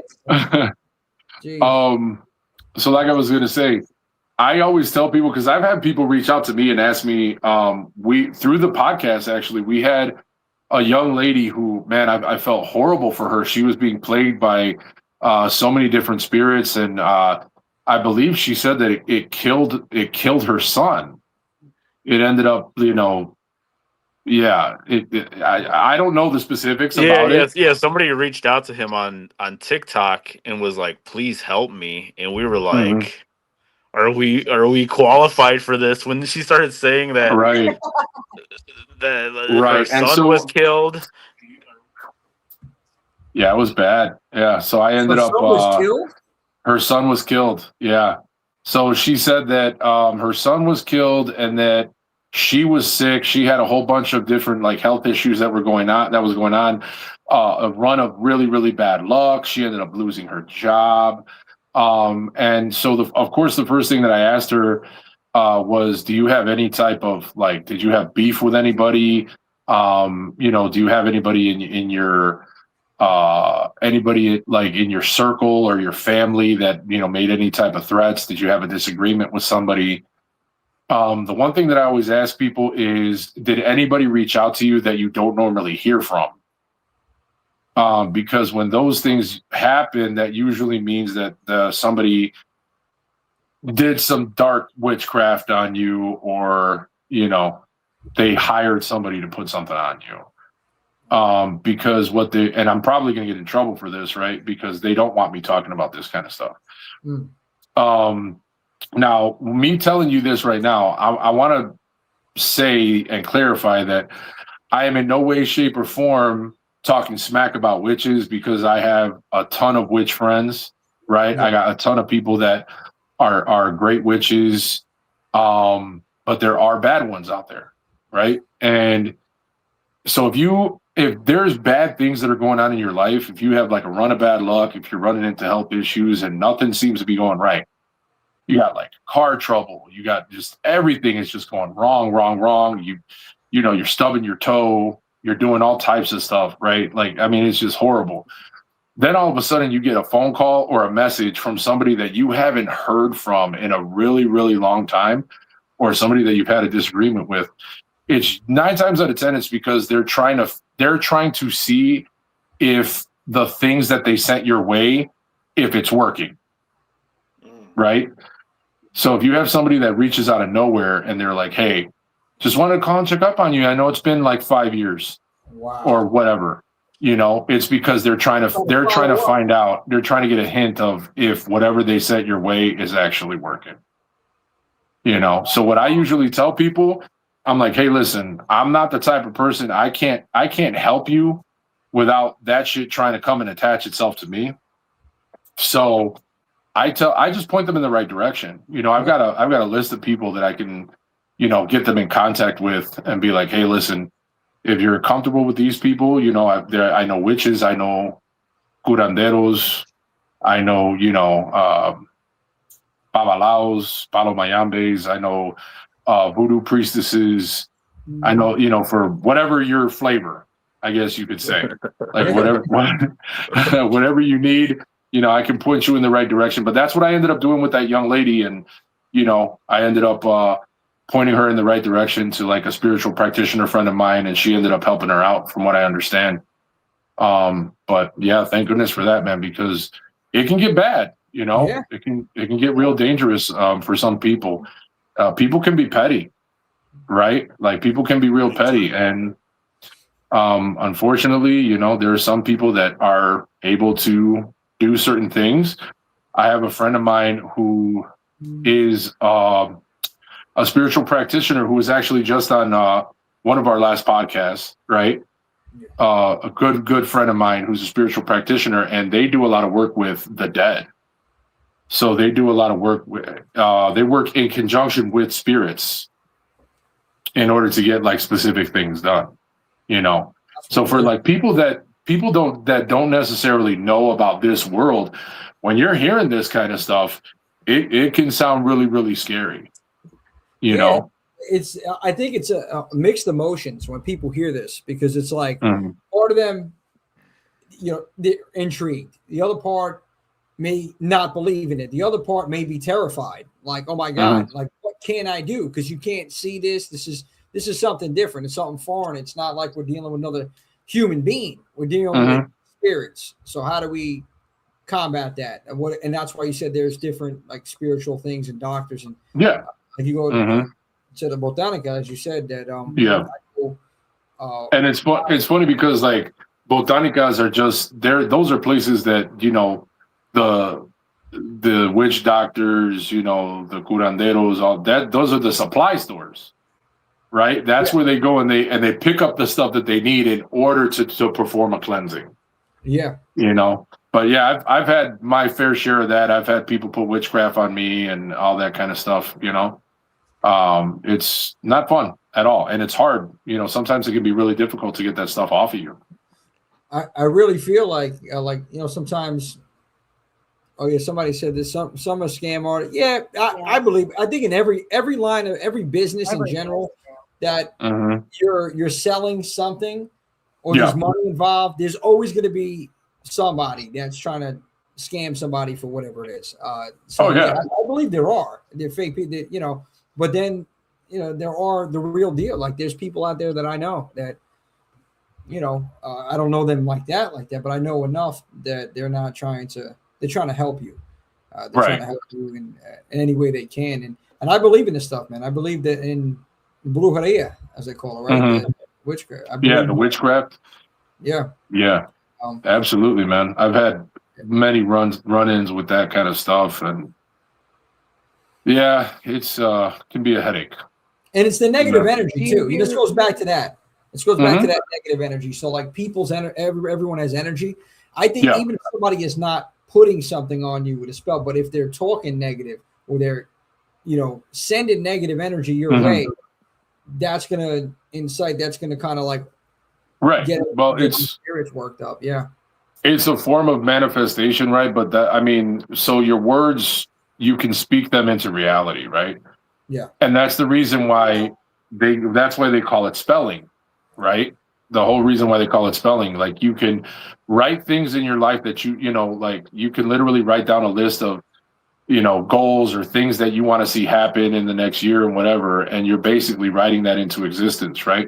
Yeah. So like I said, when you're writing things down and you're writing out words, it's called spelling for a reason, right? Because you're either speaking it or you're writing it into existence. And that's why, like, a lot of times we have to be really careful with the way, the words that we say, especially when you're talking about yourself, right? Yeah. So, like, you could sit there and say, like, oh, I'm tired or whatever. But if you're like, oh, my body hurts and I feel sick all the time and, all that kind of stuff, you're basically telling your body that this is how it's supposed to feel. You know what I'm saying? Yeah. So I'm telling you, there's just all types of little things. Yeah. And so, like, that's the thing that a lot of people don't think about these things, right? I mean, it's not common. It's not common knowledge for you to think, okay, so what kinds of things? I know, like, in different cultures, there's different things that you're not supposed to do at night, right? Because for fear that you might actually call, a bad spirit or a demon, and you could, like, I think is it the Dominicans that you're not supposed to whistle at night. I believe, like, you're not supposed to whistle at night because it's like you're basically calling a demon into your home. Yeah, like there's we're Dominican. I'm not too familiar with that. My family would know. Okay, I heard that. You could tell me if I'm wrong.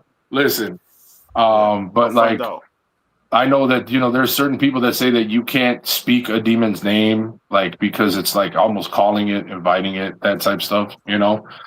But I mean, you got to think. Listen, tonight, man. I'm about to watch it. This world is older than all of us, right? And it's going to be here long until after we're dead and buried in the ground, right? And I mean, there's ancient things that have happened. There's ancient practices that that have been around for millennia and that are going to outlast all of us, right? It's kind of crazy to think about when you think about all this kind of stuff. So my phone's at 1%. I have to say goodbye. You guys can keep talking, but I gotta go. ScaryVibes.com, Scary Vibes community, Scary Vibes podcast. I love you guys. I'll get on again. We gotta do this again. We gotta catch up again, Mike. Absolutely. I appreciate it, brother. Thank you. Scary Vibes, guys. Everybody, Scary Vibes. Facebook community, podcast, YouTube, everywhere. Check them out. 100%. Yeah, we're gonna get this back. We're gonna get this again for sure. This is all right, guys. Take care. It's been an absolute pleasure. Yes, absolutely. Likewise, guys. Big Mike, thank you so much, gentlemen. All right, guys. Take care. Be safe. Okay. We'll talk. Real quick, Big. Real quick. My cousin Yaya, she just says, in DR, they'll tell you that for sure.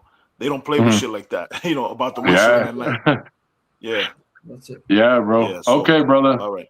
All right, guys. It was a pleasure having this conversation. Take care. It's been an absolute pleasure, guys. Stay up. Stay blessed. Take care. Absolutely. Take care. Thanks for joining us. Thank you. Man, what a conversation. I'm telling you right now. Before we wrap it up, I'm going to do a quick rosary here. Our Father who art in heaven. No, listen, all jokes aside, man. This is wild because, like, this happened a couple times. You guys know this with the service and stuff, but it's never happened this far into an episode, and there's no storm. Like, when that was happening, we had rainstorms and it was a snowstorm. There's no storm. There's nothing going on outside. The weather, it's clear. It's cool. So, and the service downstairs was fine. So this is what got me bugging because I had to restart the computer and it was taking a while too. So that's, as soon as he was telling that story, about that guy. So yeah, man. Yeah, I think it happened twice to you. Sure. He kept trying. He talked about it twice, and then And then it things would started happen getting. again. So we just, we had to change the subject. Talking about the guy on the bus, Yep. Satan himself on the bus, or whatever it was. Real. Jesus, Man, those guys are awesome. Such Yeah. cool people. Yeah. My Fantastic God. Yeah. conversation. Yeah, All yeah, of the for guests sure. today were amazing. Yeah. Now, what? Listen, both Joey. Shout out to Joey Pettine. Joey. That Sid book. I'm gonna definitely. I got to get that book. Yes, get a copy. Oh yeah. Of that. I'm excited to read JoeyPettine.com. that. And again, I read. I think the only thing I read now, other than like things online, like you scroll and you read something on an article real quick. I'll read a magazine. I read like Fangoria or Rue Morgue, something like that. Yeah, that's what I read. But anybody that we know in the community that has published anything, I'm definitely going to read it. Very few books that I have here that I went through. But yeah, Joe, I'm definitely going to grab a copy of that. I appreciate you spending the time with us. And of course, Big Paranormal and Mr. Scary Vibes, Mike, those two gentlemen just blessed us with these stories. And I want to get them over here at some point. I would love for them to come over this at the Hell House, man, and then see what it is. I mean, just for something, just for an experience. I don't know, something that we can talk about in the future, but definitely Swift, just speaking that one time, I'll never forget the conversation in the car. You were in the car with your mom, Mama Swift, and then what she was telling me about this, and it's stuck in my head since that conversation. So I would love to get her back on for her to share at some point, even audio, if whatever, just to get mom talking a little bit about some of these stories and some of your family as well. Yeah, we gotta get another paranormal round going. Yeah. Yeah. No, 100%. Lion Tribe, what's happening? I don't know who that guy was, but some of the things he was saying is valid. And I only know it's valid because of my own experiences. I don't think there are experts in this, just people who pay attention more. Yeah, that's a very good point. And people that have, I want to call it a gift. I want to call it, the shining, right? A light or just something, a sixth sense, whatever you want to call it. Yeah. It's not everybody's gifted with it. Certain people are. And again, like he was saying, the experiences from what he experienced versus somebody else could be different. But there are always some sort of similarities. They perceive things differently, yeah. Yes, it's perceived differently. Absolutely. But yeah, so I was just happy to have them on and to discuss this. So great episode, everybody. Swift, Sam, you guys killed it. Mike as well. Shout out to Mike with everything. I wish you could have stayed the whole time. Yeah, man. Yeah, it was Stay with us forever. Yo, Sam, man, you're creepy. Look at that. Yo, Sam, stop it, damn it. It's creepy. Yeah, even the content. Man, look, Sam Stuck is scary. like that. Sam? Oh, I thought you froze. I'm like, oh, man. Thank you, man. Oh, that was great. Tony, yes. So next week is, let me see, looks like we got CC Horror coming on next week. And Chris Wells, we got to get Chris on here to talk about the show that's going down next Saturday. I want to talk about that briefly. Check it out, Weird Short Films. Grab a ticket if you can make it out there in New York. Chris is putting this together. It's the inaugural Weird Short Films Festival. He's highlighting filmmakers that specialize in horror, B-horror, psychological thrillers, and dark comedies. This is something that, I really love what he's doing because he's given these filmmakers an opportunity to shine. And Chris is just super creative, and I'm blessed that we are having an opportunity to be a part of this and to capture some content for him there. So that's April 18th at what a start time it is. Short Films 420. Festival. Get that. That's 420. right. 420. Get the joints, the bongs, and everything. Roll them up. Smoke them if you got them, because that's what's going to be happening down there. If you're a smoker, I'm not. But hey, indulge. This is going to be that kind of affair. And then yeah, the following day, it's going to be Ken Sagos, man. It's going to be Ken Sagos at the Emmaus Theater at 2 p.m. As we were talking about, Dream Warriors and Socrates, his short film that I'm confident it's going to be turned into a feature. Ken, so proud of this. And honestly, I love when he presented me years back before it was even a comic book. He presented me with this script, and I said, this is great. I loved it because it's unique, it's different, and there's a deep story to it. Comic book it came out, and then following the comic book, we did a short, and I was blessed to be a part of that project, man. And it was so much fun. So I can't wait to see everybody that was part of that crew out there next weekend on Sunday. But yeah, good times, guys. Can't wait next week.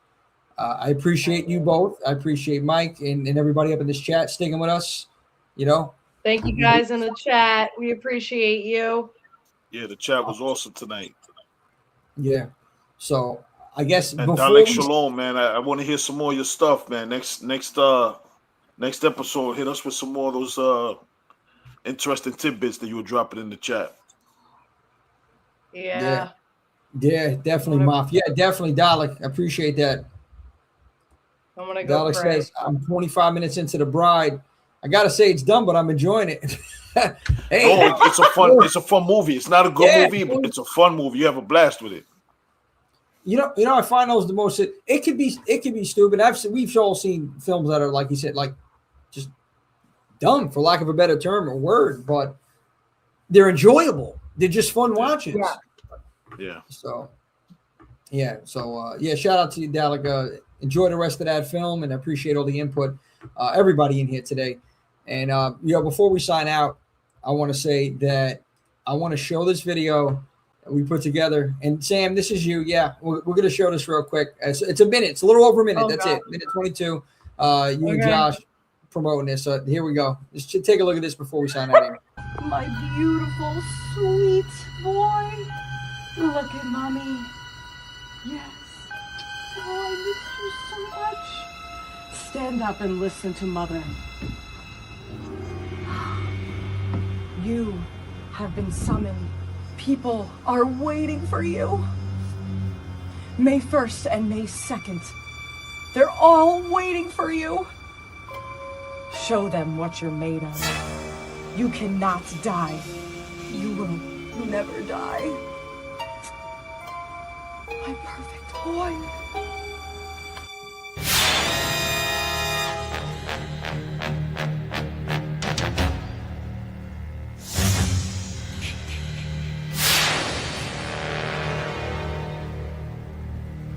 Kill her, mommy. Kill her. Kill her, mommy. Kill her.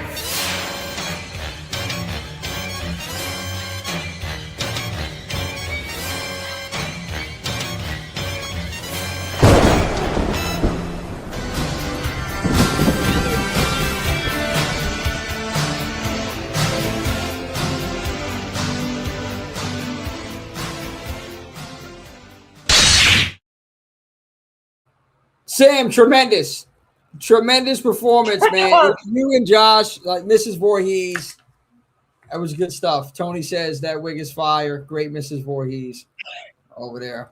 Shout out to Mike for getting me the wig. Thank you, guys. Thank you, yeah. Thank you, Light. Thank you, Mama Swift. I see you in the comments. Everybody in there, appreciate it. Thanks for joining us, Light. Yeah, we're getting closer. We're getting closer. We're getting closer to this May 1st, but we'll talk about that. Because we got something coming up before the end of this month for everybody. Swift, you're the man. Thank you so much for everything that you do. Sammy Joe, as always, Swift. You guys are amazing. So remember, it's not just a genre, okay? I say it every week. Remember, it's not just a genre. You said it. Mother effing lifestyle, baby. That's right, baby. Hey, we celebrate hard 365 next week. Chris Wells, hopefully we'll have him on here, and CC Hard. We'll see you next Wednesday. 365 all day. Get your rosaries. Good night, everybody. I want to say prayers tonight. I'll see you soon.